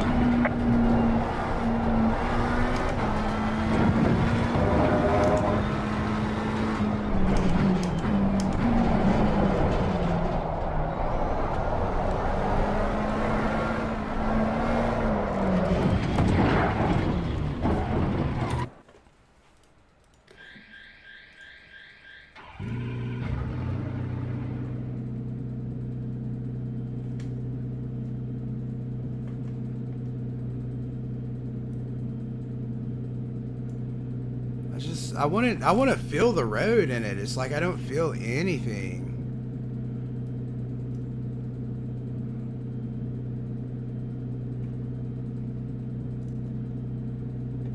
Oh wait, I fucked up. I think. Yeah, we'll get it. We'll get it. It feels totally different though.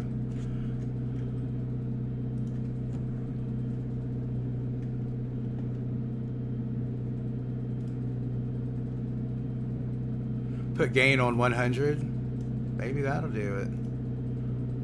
I just...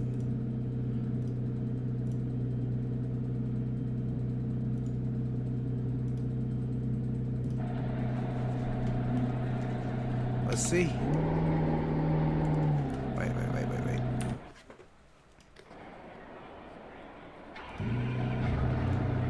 Put gain to 100, maximum force. See maximum force.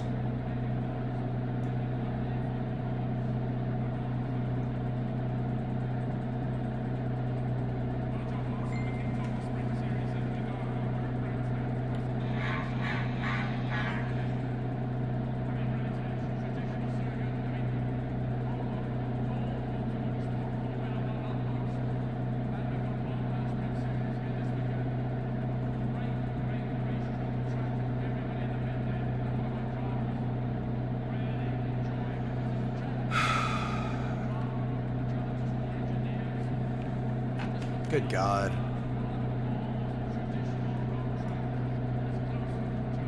Minimum to 0. Okay. I mean, it's saved, right?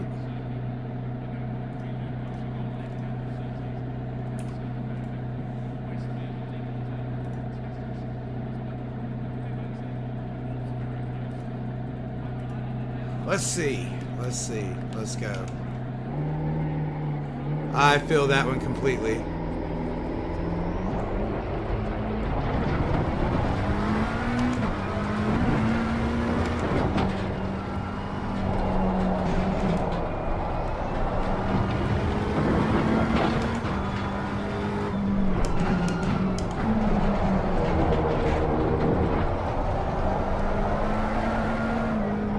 These tires are not warm, Dan.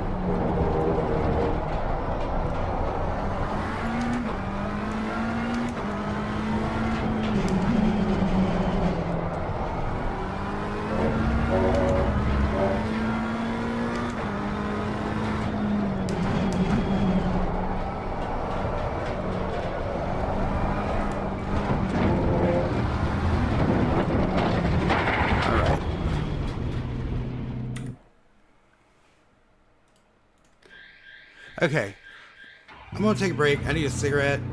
This is getting ironed out.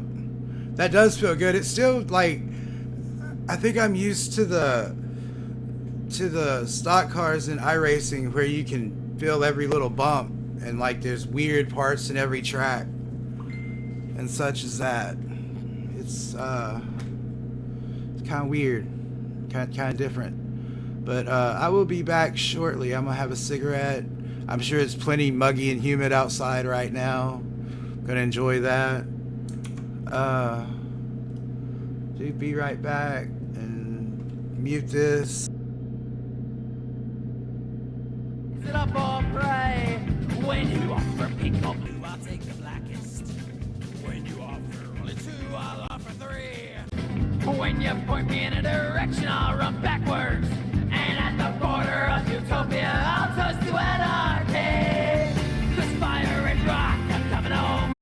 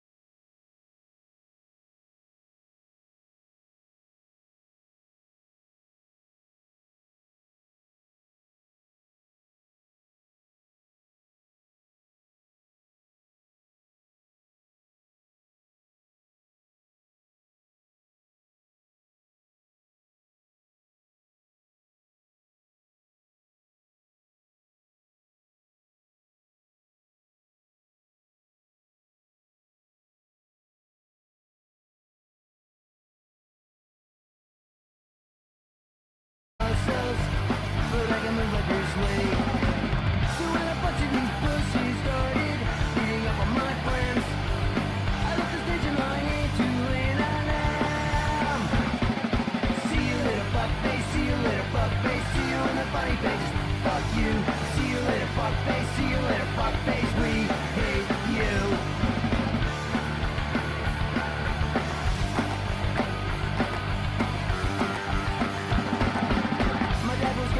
One light, it was a sight to behold. I fell on top of a table, it broke a couple of bones. One of the motherless girlfriends kicked me right in the family jewels. I took the one in the eye and said, fuck you. See you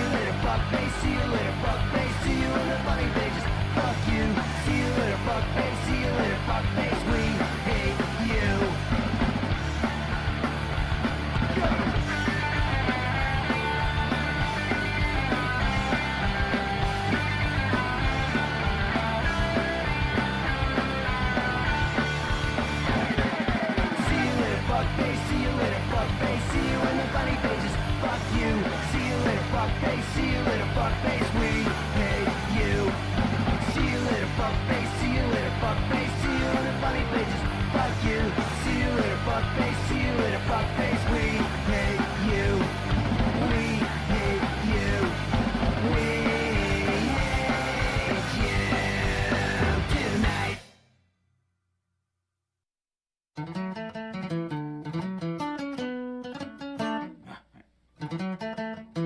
1, 2, 3.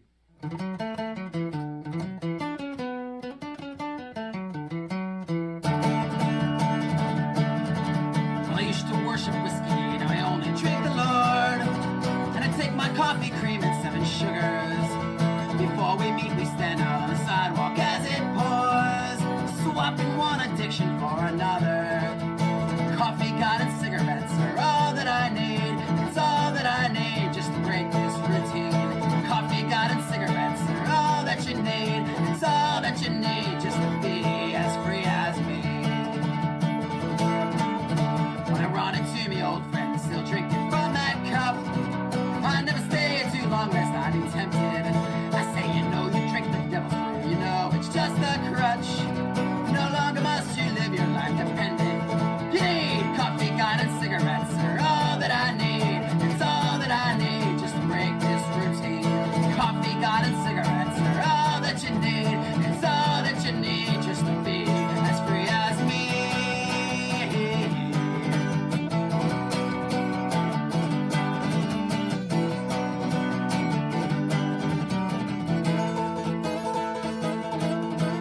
What made me give? Turn off the road that ends at the cliff. Took the car out for a spin. Crashed the party, blood run thin. Was it waking up with 50 stitches in my gourd? Was it dreaming about bourbon in the trauma ward? Well, I knew I was surely gonna end up dead if I didn't embrace coffee, God, and cigarettes. Coffee, God, and cigarettes are all that I need. It's all that I need just to break this routine. Coffee, God, and cigarettes are all that you need. It's all that you need just to be as free as me.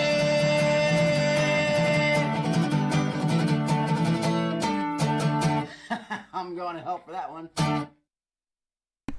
Alright, I'm back. Let's do the thing. You gonna check how this is working out? Y'all got y'all some fucking punk rock on that one. The Queers, who's totally punk rock. Oh, yeah, we're about to get thunderstorms.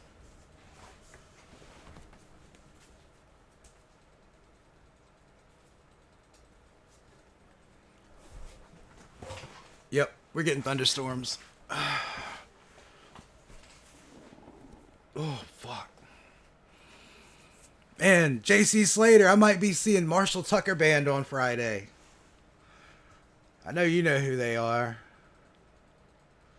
I gotta find someone to go with me.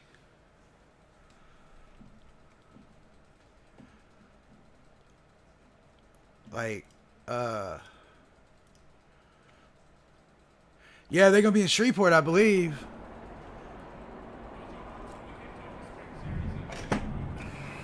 I gotta see if I can get them tickets first, though. Green light. Go, go, go. Oh.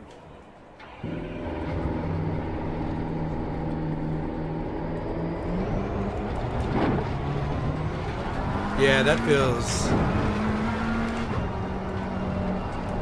Yeah, you gotta fight it a little bit. This is the stuff here.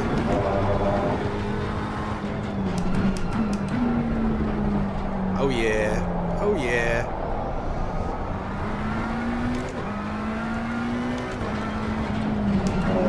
Yeah.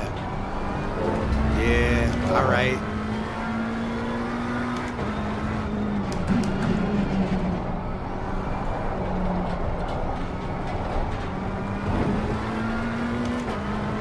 I don't see any clipping on the force feedback, so we're good there.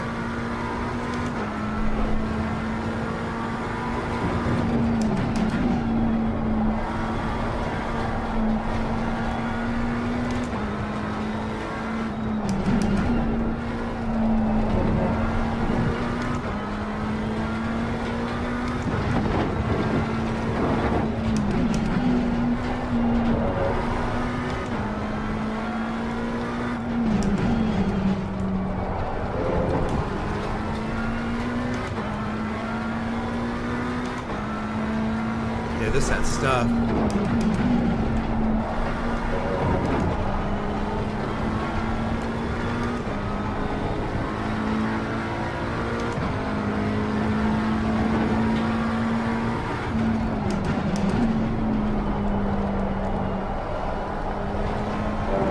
We're getting some clipping. I saw some clipping.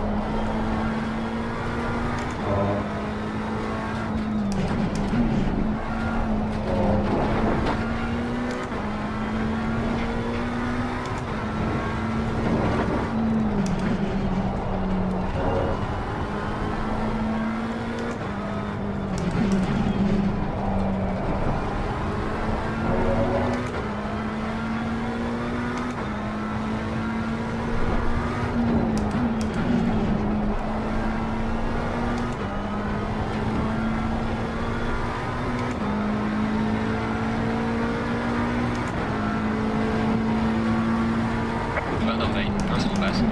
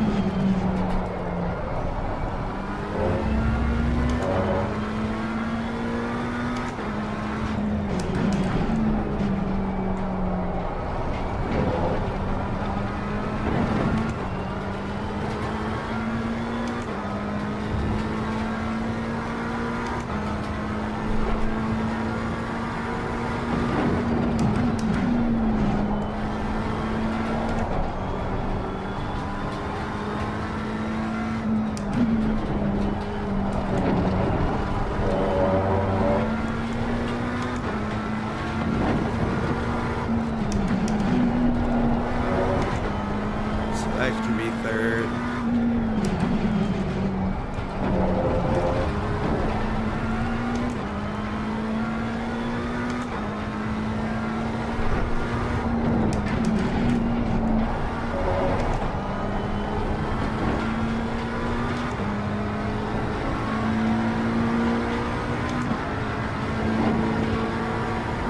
Well done, mate. Your fastest step so far.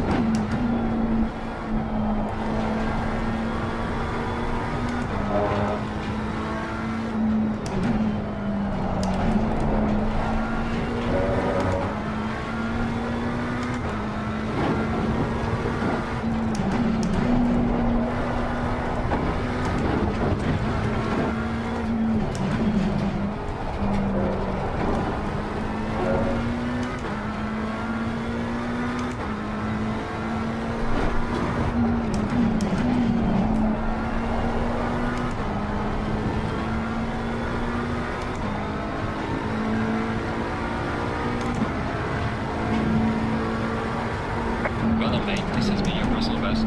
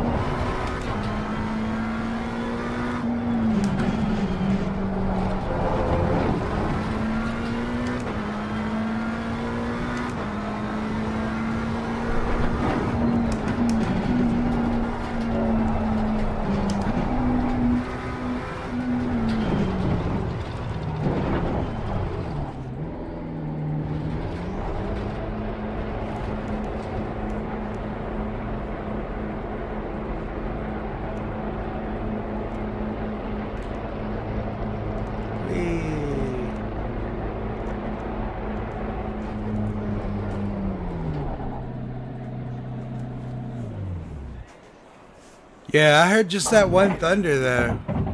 Just one thunder. But man, I thought I didn't know a lot of Marshall Tucker Band music, but I knew a few of them. They sing a song called Fire on the Mountain. I was hoping it was a Grateful Dead cover, but no such luck.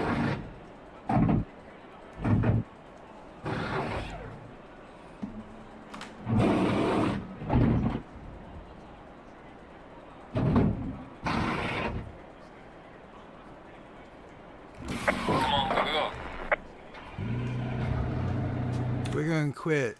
We're gonna race now. Man, Chantel and Mike got my fucking wheel hooked up. I feel like there's little, like, I don't like seeing, I'm a DJ, so I don't like seeing the gain hit. So I guess you turn, or you, I don't want to see the clipping. So we'll turn that down just a little bit.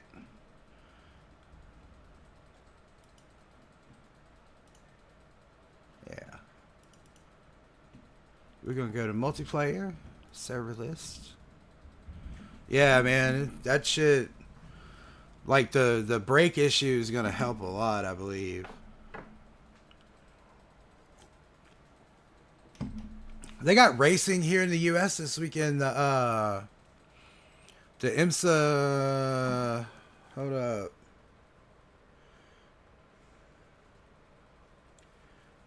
Racing USA, August 23rd.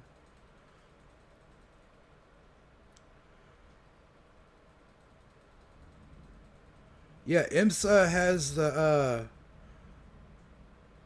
IMSA, which is like our version of these Virginia International Raceway. Wait, what? Is that right? August, yeah, 22nd to 24th.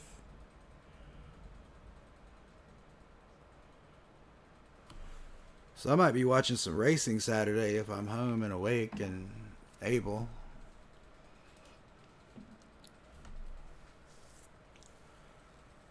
It's on the YouTube.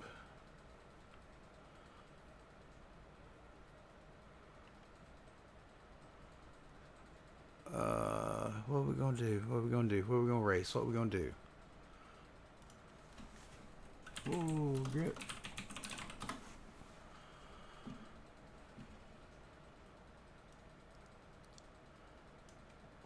They're racing already. They're qualifying. 2 minutes left. Spa. Yeah, we can do that. We can do that for show. And I want to watch disc golf on here. I don't want to watch NASCAR. 2 minutes of qualifying.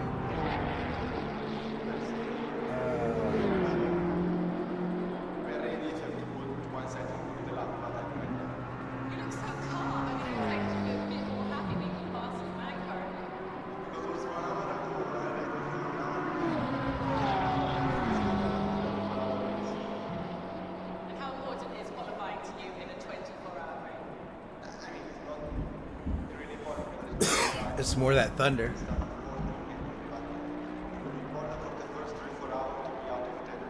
Don't need worlds. I don't want any 2025.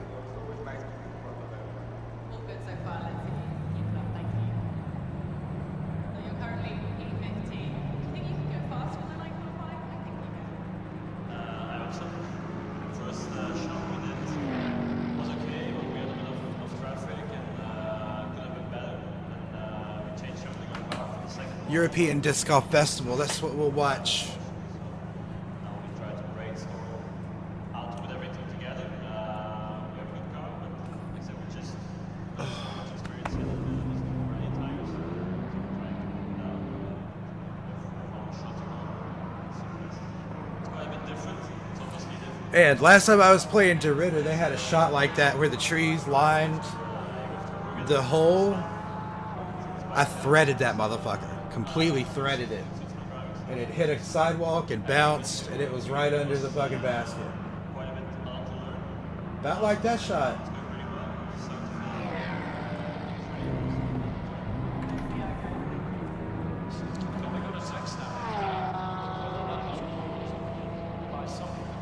Yeah, it was my this is the best disc golf shot I ever made. I said that to Timbo Slice right then. I'm like, that's the best I've ever done right there. I didn't hit a tree, it just went right down the middle. It's that new buzz. That buzz saw.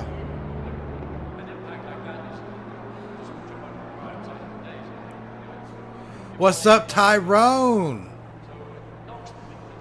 I got some new settings for the wheel and pedals, and I've been fucking smoking them today. I need to put my setup right. Oh shit.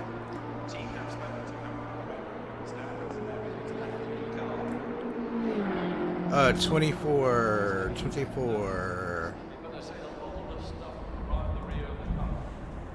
Yeah, it's getting a little dark out here. Current setup, fuel strategy, probably about 50. And then electronics, traction control, started at 3. Go from there.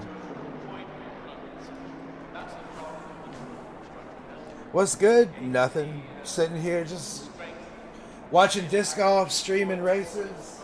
What about the night qualifying? You worried about that? Going to look at the weather like an old white man.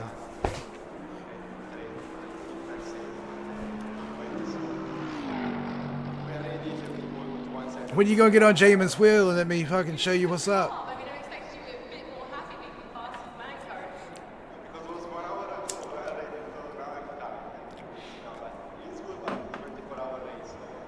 And how important is qualifying to you in a 24-hour race?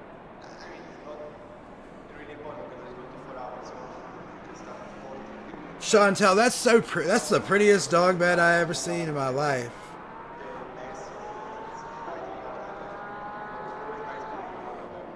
All good so far, let's see if you can keep it up. Thank you. Now you're currently P15. Do you think you can go faster? That's badass. I wish I had that kind of skill. First shot we did was okay, but we had a bit of traffic and could have been better. Oh. Change something on car. What's this even look like, bro? Time unfortunately.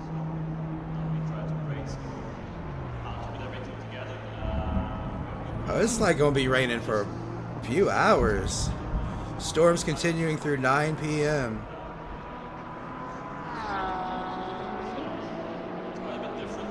It's obviously a different concept of a car, but it's a really cool car to drive. You have to work at it, and it's fun. Oh shit. Alright. Alright, conditions are wet. We have some slippery curves, and also watch out for your braking distance.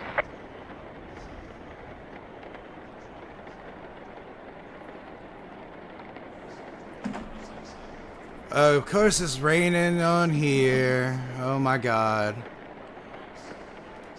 Is there a different setup for that? No. No. You just gotta hope for the best. You go download this game? I didn't see a wet setup.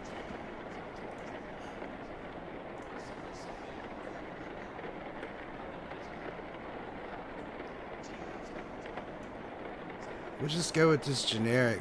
Wait, is that? Yeah, we'll go with this generic. It ain't gonna matter. It's gonna be a massacre.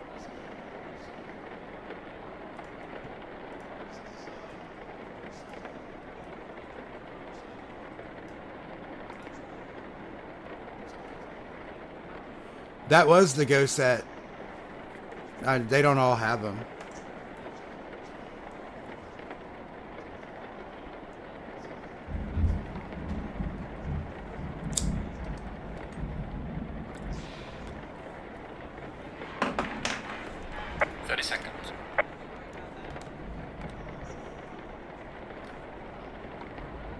Yeah, that. Oh shit. Shit. I can't do anything now. No. This is gonna be bad. This is gonna be so bad. I may as well just back out. Oh god. Oh god. Oh shit. Stay double file. Ooh. Yeah, I'll have to pit and change. He didn't change his either.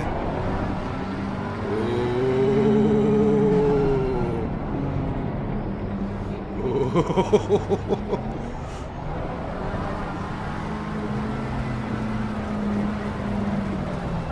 I'm so fucked. I'm so fucked.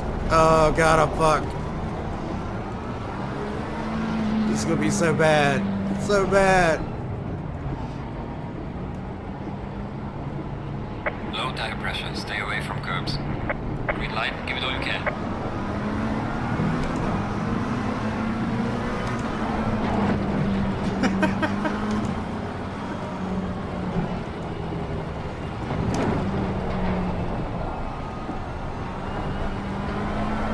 Whoa, shit. Light damage on the left of the car. Box is flat, we have to repair the car. We're just gonna do that, and I'm gonna pay better attention next time. Tires. Where? Oh, they're here. Wet. Back and forth and forth. Got 3.5 minutes.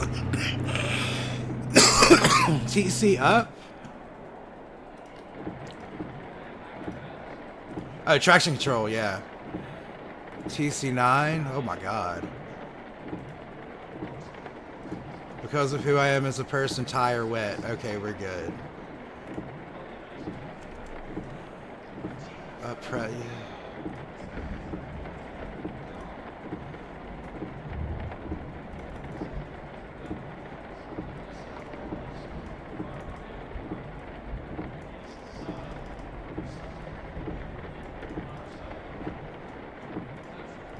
This will have to work. This will have to work.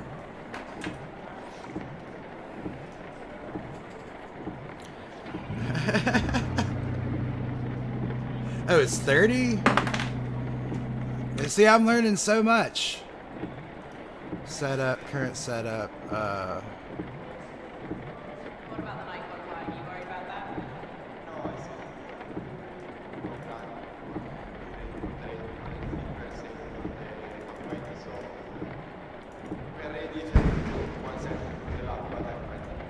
You look so calm. I mean, I expected you a bit more happy being the fastest man currently. Alright, that's gotta work. I didn't know that. Did not know that.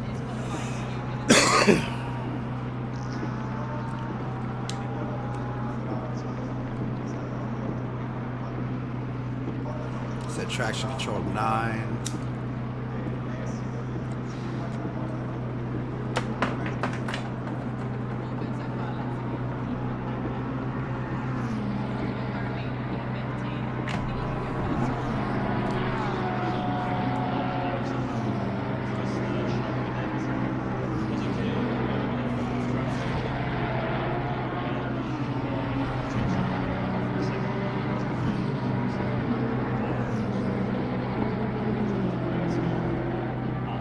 And when Kristen Lott is on, she is the most on woman disc golf player on the planet.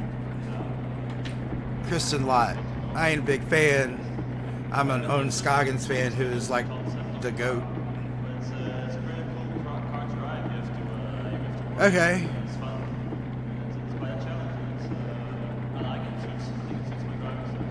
Like it should have just installed when I installed the rest of them.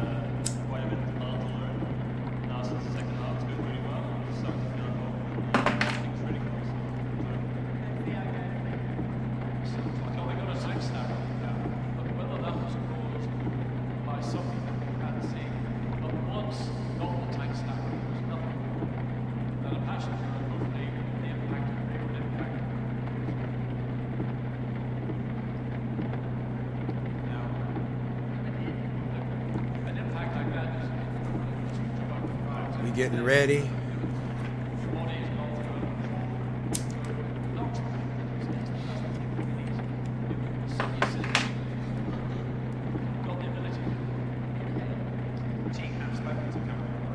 What's up, Jamin?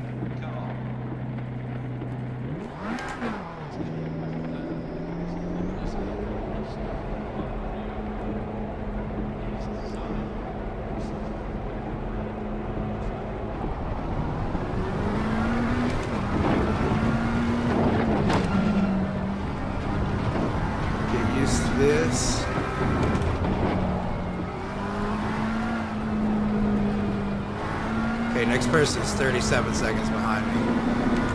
I don't know why they was giving me a blue flag.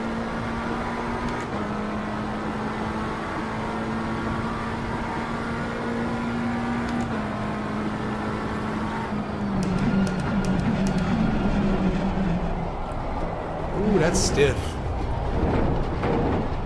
That wheel's stiff.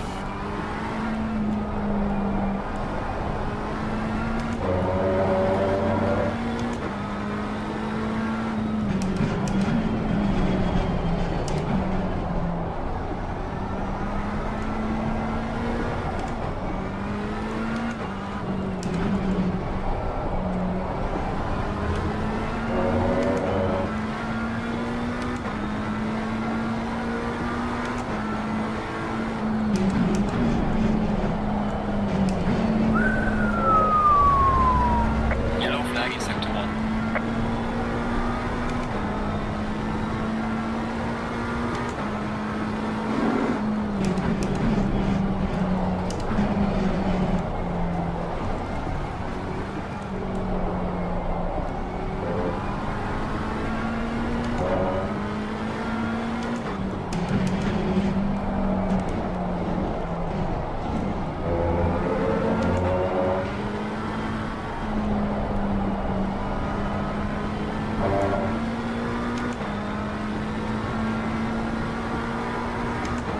Tyrone, you said you're downloading this game? You're gonna have to get that wheel, man. Faster car coming up behind. Watch out.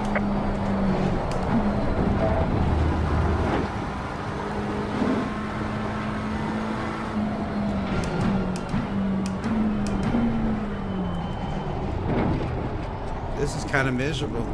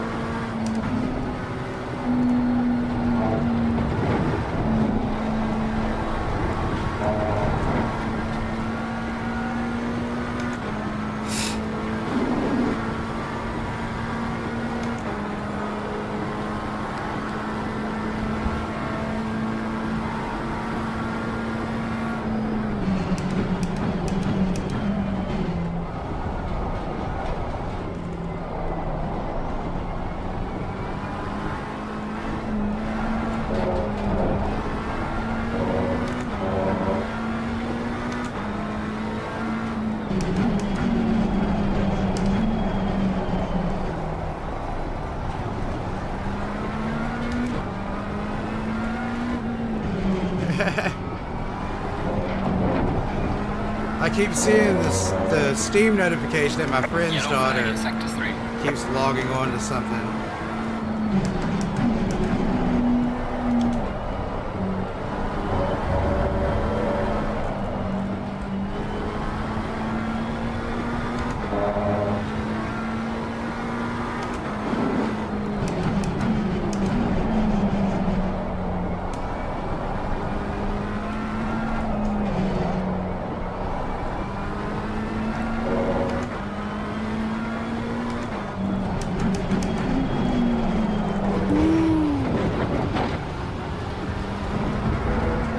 Was not ready. Was not ready for this at all.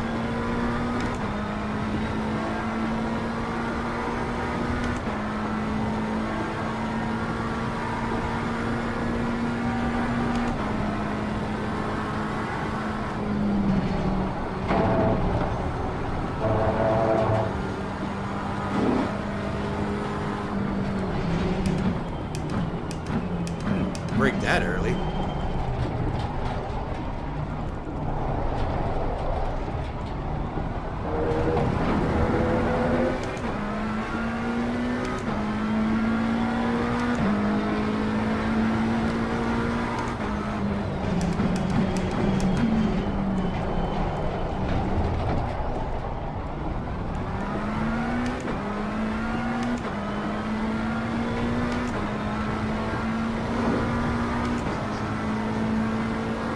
4 was a little slow last time.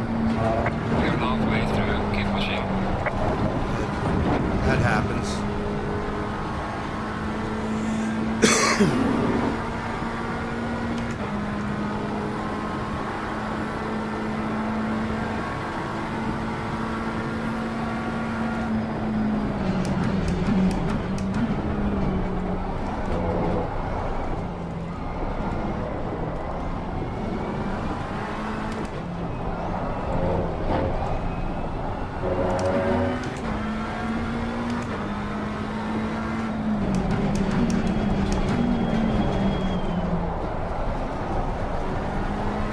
You may as well just not try to get any speed off that last corner. You ain't getting shit.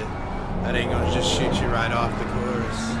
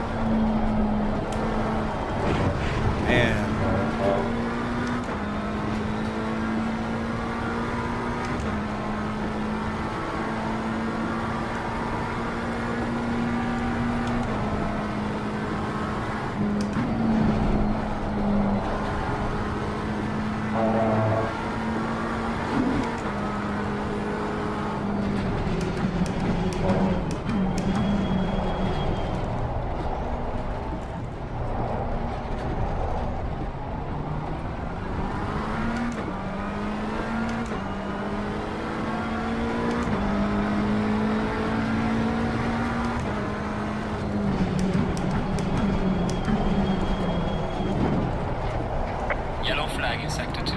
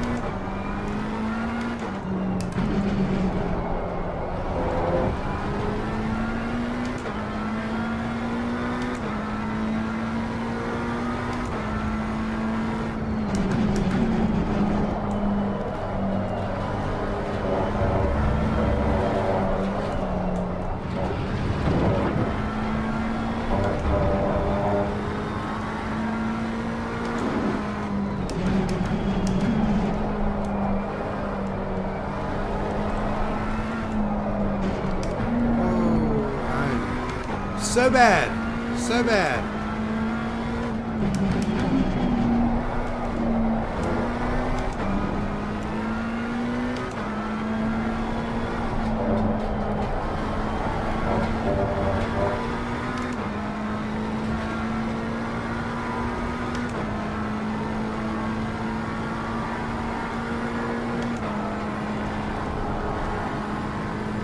Let's just mess this up.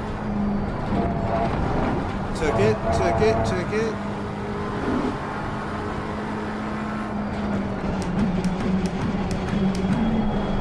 Too late.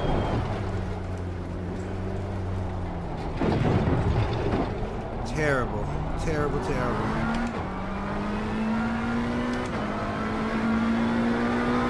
Oh, okay.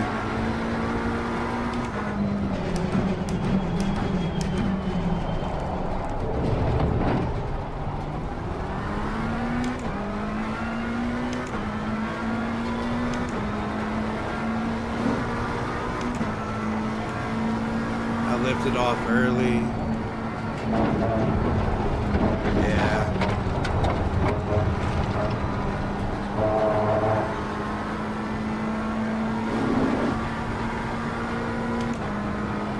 This is the one where my braking was way early.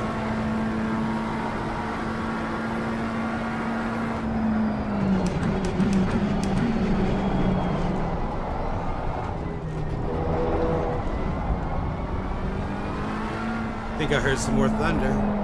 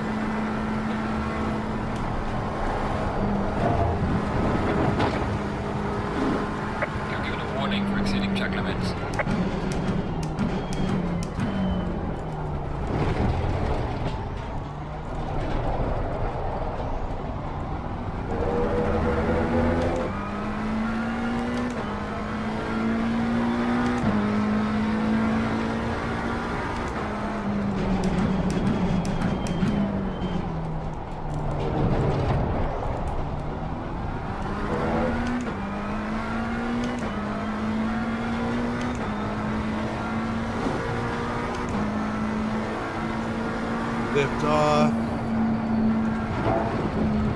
Try to hit that curb. Try to hit this one.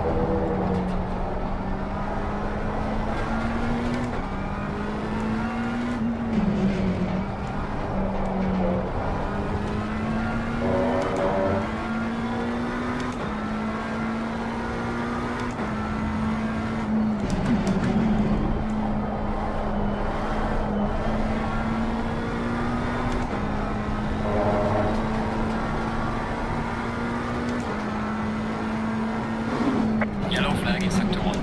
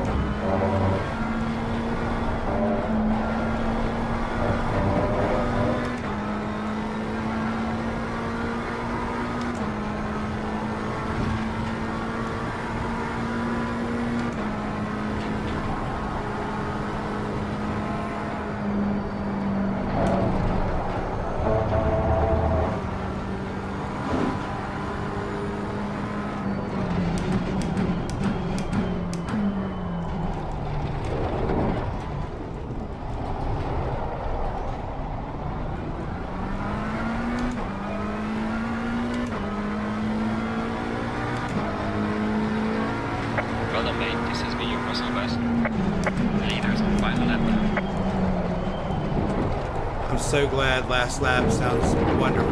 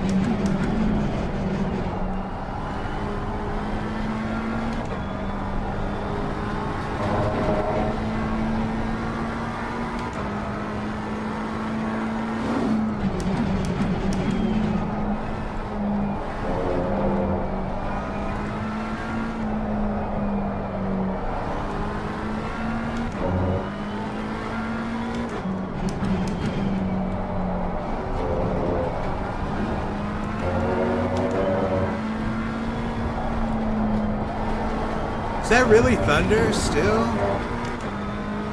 That's that good storm.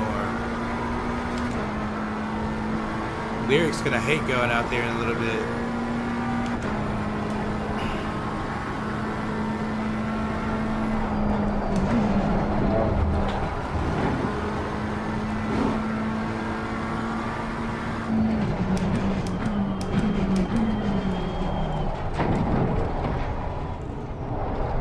The leader has finished the race.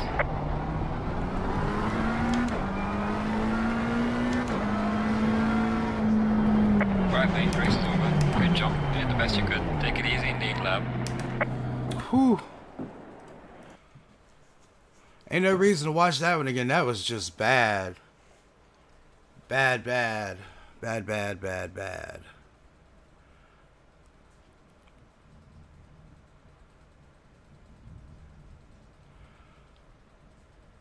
I'll have to remember that, or do my best to. Y'all, I know I'm taking some breaks today, but I need a cigarette after that. Oh my fucking god. Ugh. I don't even remember what we were playing. I'm sure it's punk rock shit, because I am who I am as a person. I'll be right back. Jesus. Plus it's raining outside.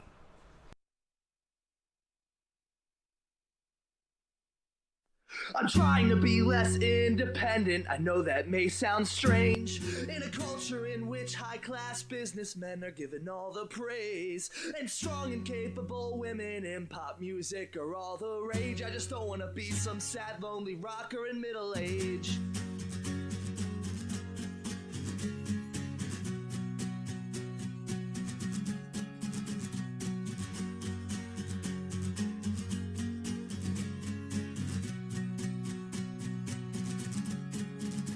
I'm not saying I need a white picket fence if those even still exist. In fact, I've been fencing myself in and pretty much impossible to live with. But in my defense, I find it offensive when anyone recommends that I settle in and start planning for the end.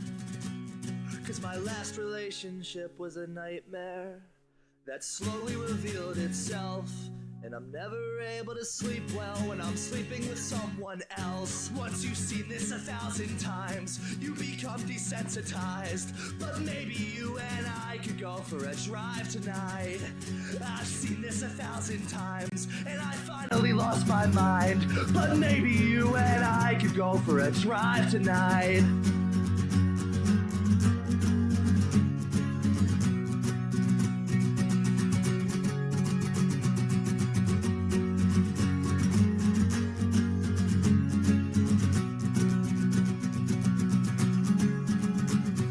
Try not to ramble too much about my new songs, but if I do, you don't have to act like you care. And just to warn you, once I realize I'm not alone, I always tend to overshare. I'll try not to overshare. My last relationship was a nightmare. We were slowly killing ourselves. Looking back on it, I didn't look well, so now I'm not looking for anyone else. Once you've seen this 1,000 times, you become desensitized. But maybe you and I could go for a drive tonight. I've seen this 1,000 times, and I finally lost my mind. But maybe you and I could go for a drive tonight. Once you've seen this 1,000 times, you become desensitized. But maybe you and I could go for a drive tonight.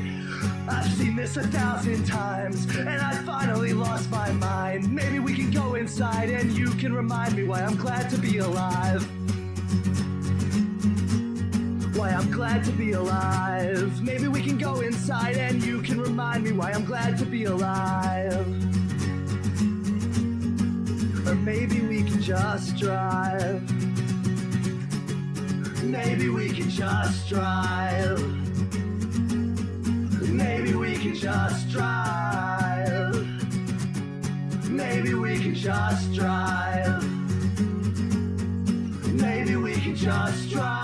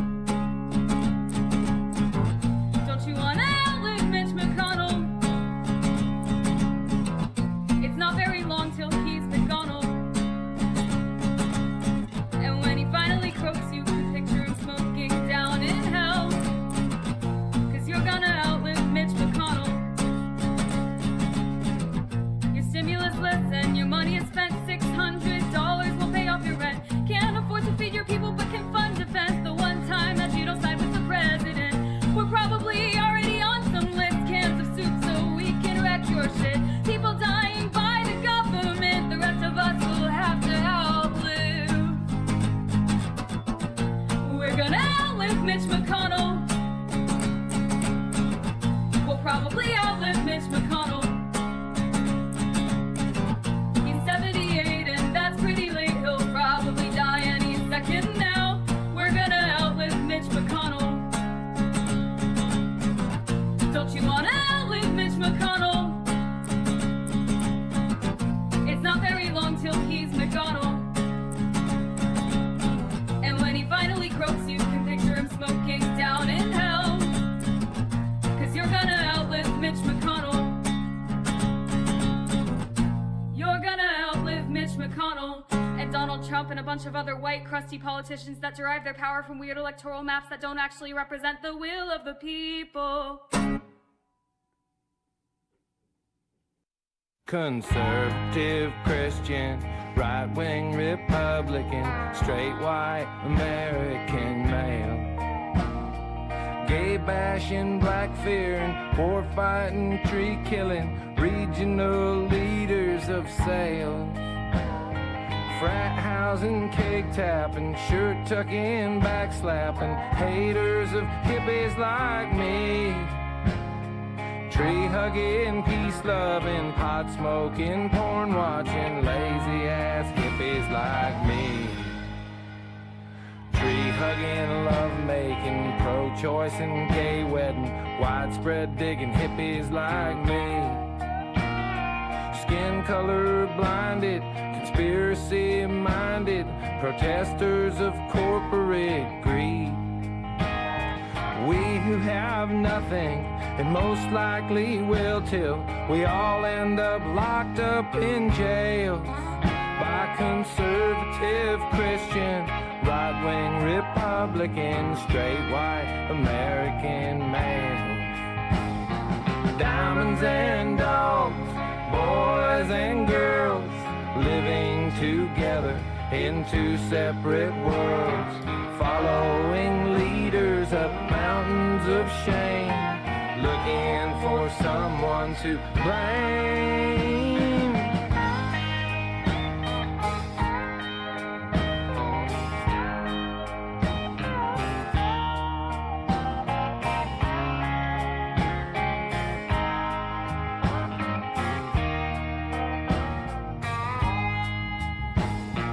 Diamonds and dogs, boys and girls, living together in two separate worlds, following leaders up mountains of shame, looking for someone to blame.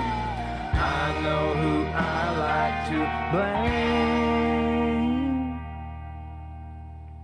Conservative Christian, right-wing Republican, straight white American males. Soul-saving, flag-waving, rush-loving, land paving, personal friends to the quail. Quite diligently, working so hard to keep the free reins of this democracy. From tree-hugging, peace-loving, pot-smoking, barefooting, folks singing hippies like me. Tree-hugging, peace-loving, pot-smoking, porn-watching, lazy-ass hippies like me.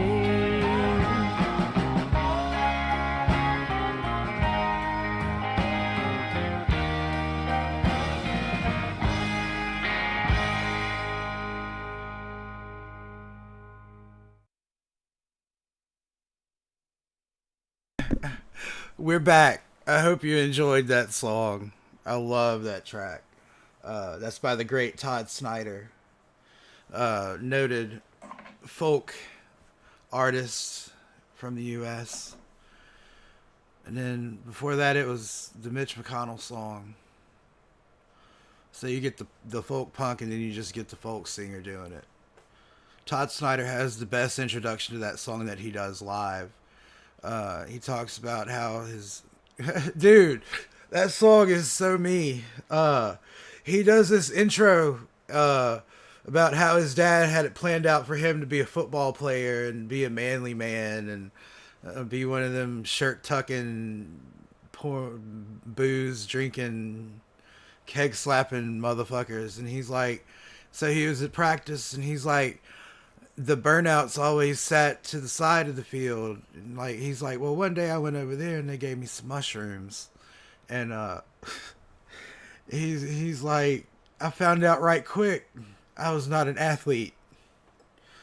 Matter of fact, I was one of them lazy ass, drug taking, love making, porn watching hippies. It's on YouTube. Todd Snyder, conservative Christian right wing Republican is the name of the song. He's wonderful. He has a lot of great music. He's a fucking legend, truthfully. But yeah, Todd Snyder. The extended intro. He goes into so much detail and it's hilarious. JC Slater. I might be getting tickets to see the Marshall Tucker Band on Friday. I told you that, didn't I? Man. Kind of hope that happens. I hate the people who are giving me the tickets can't go to the show, because they would probably get more out of it than I would. But I'm going to go if it falls through for them, and I'm going to be happy to go. If it don't fall through, or if it don't happen and they go, I'm going to be happy they get to go. So, yeah. I'm fucking excited. I've needed a good fucking show for a bit. Hopefully I'll know tomorrow whether I get the tickets or not. But I'm probably going to see if, all right. I know Stephanie has plans Friday. Can't ask her. Ashley has to take her kids to play basketball Friday, so she can't go. So Anastasia's up next. I'm going to text her in a little bit. That's my homie right there. Because we go and we fucking be goofballs, and there ain't no fucking weird shit that goes on, and yeah. So that'd just be a fun night. Saturday, I don't know. I don't know yet. Might not do anything. Might just chill Saturday. See about Sunday. I need to fucking chill my ass out big time. I've been spending too much money lately. So, I ain't even bought anything but experiences, but that still costs money. I need to stay my ass home some.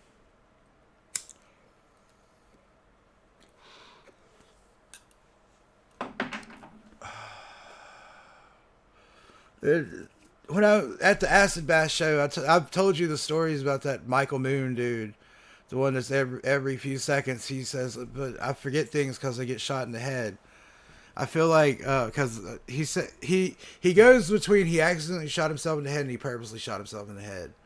But he survived it, and he has memory problems now, and you can touch his temple right here and feel the bullet where it went in. It reminds me of him being like, oh, I forgot.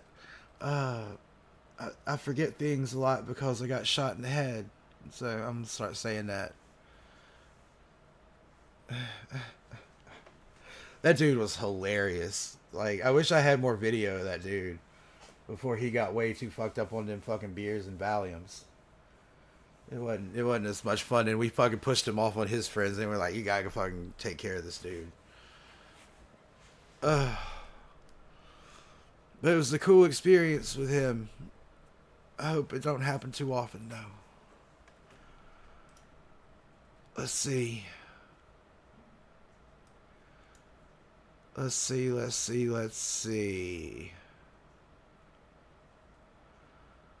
What we gonna do? Up. Calvin Heimberg is fucking epic. That dude is so fucking good.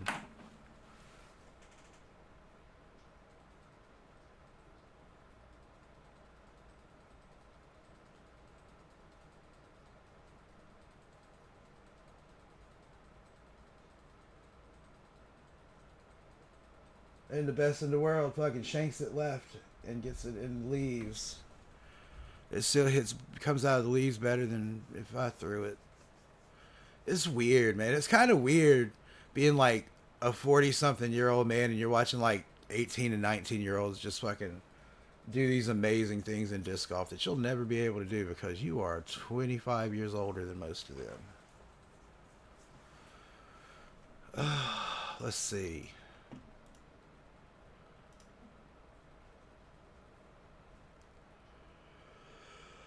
Hey, Jamin, you there? Okay.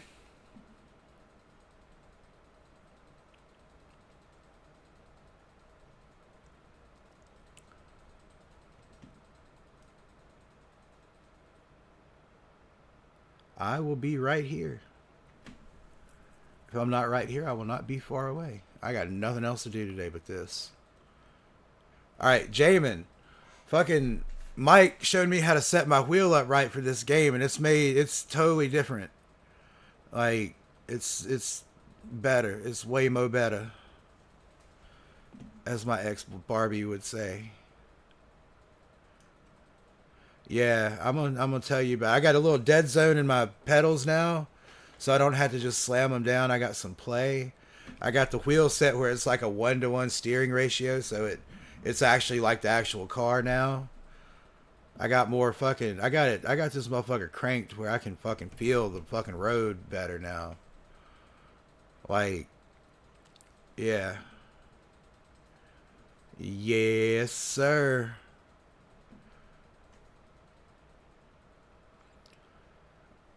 I'm just gonna look. It's just, oh fucking hell, Jesus Christ.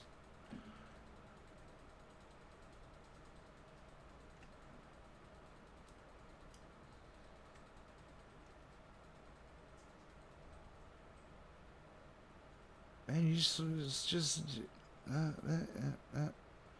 lights out motorsports. We'll just mosey right on in here. Yeah, dude, it wasn't that hard. I can show you how to do it. Qualifying minute 22. 5 people. 5 people.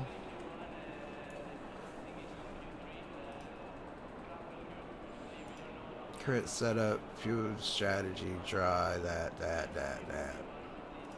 Electronics, traction. Wait, I need to do this first. Go down here. 24 load. Traction control, I like started at 3. 25. Let's hope I ain't in the goddamn rain again. Jesus Christ, that was miserable. Yeah, I'll be showing you. I will be showing you. There's only 3 of us in here now. This is a bullshit ass race. Oh, I don't need like 23 people in the race, but I like to have some.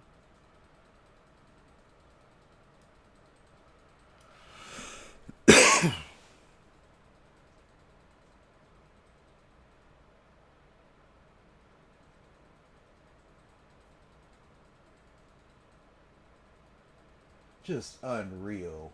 Unreal. Fuck out of here. Hey, look, there's a Texas server. It's in race, though. Qualifying 13 minutes. Iron balls. Classy. Classy.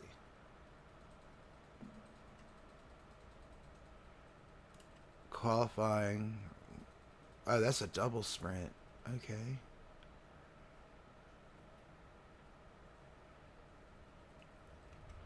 Man, I'm high as shit. I really don't need to hit this pipe no more.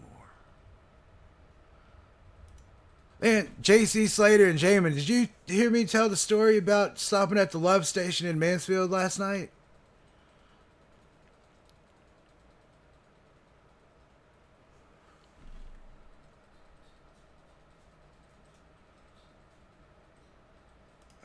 That'll be fine. No? Alright. So last night, I was coming back from Shreveport. It was a little bit late. I stop at the Love Station in Mansfield because I got to pee and I need to get gas. I go in the bathroom. I go in the first stall. And there's a murder scene in there. It was just terrible. I don't know how people get it on the floor, man. I just don't. Since I was potty trained, I can't think of one time when I shit on the floor. And not only fucking shit on the floor, but someone had apparently stepped in it.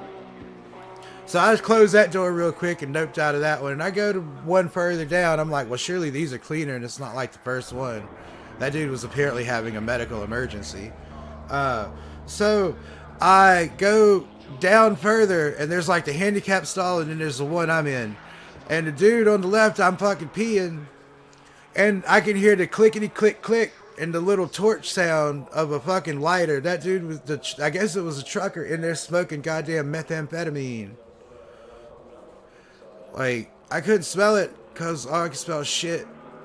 But if I could have smelled it, I would have known immediately. But, you know, like, there's only so many reasons you need to be lighting up a torch lighter in the stall of a Love's gas station in Mansfield, Louisiana. And you either smoking meth or you smoking crack.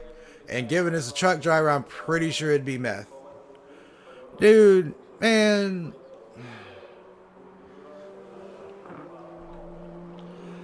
sometimes I can't with shit that happens to me in public bathrooms.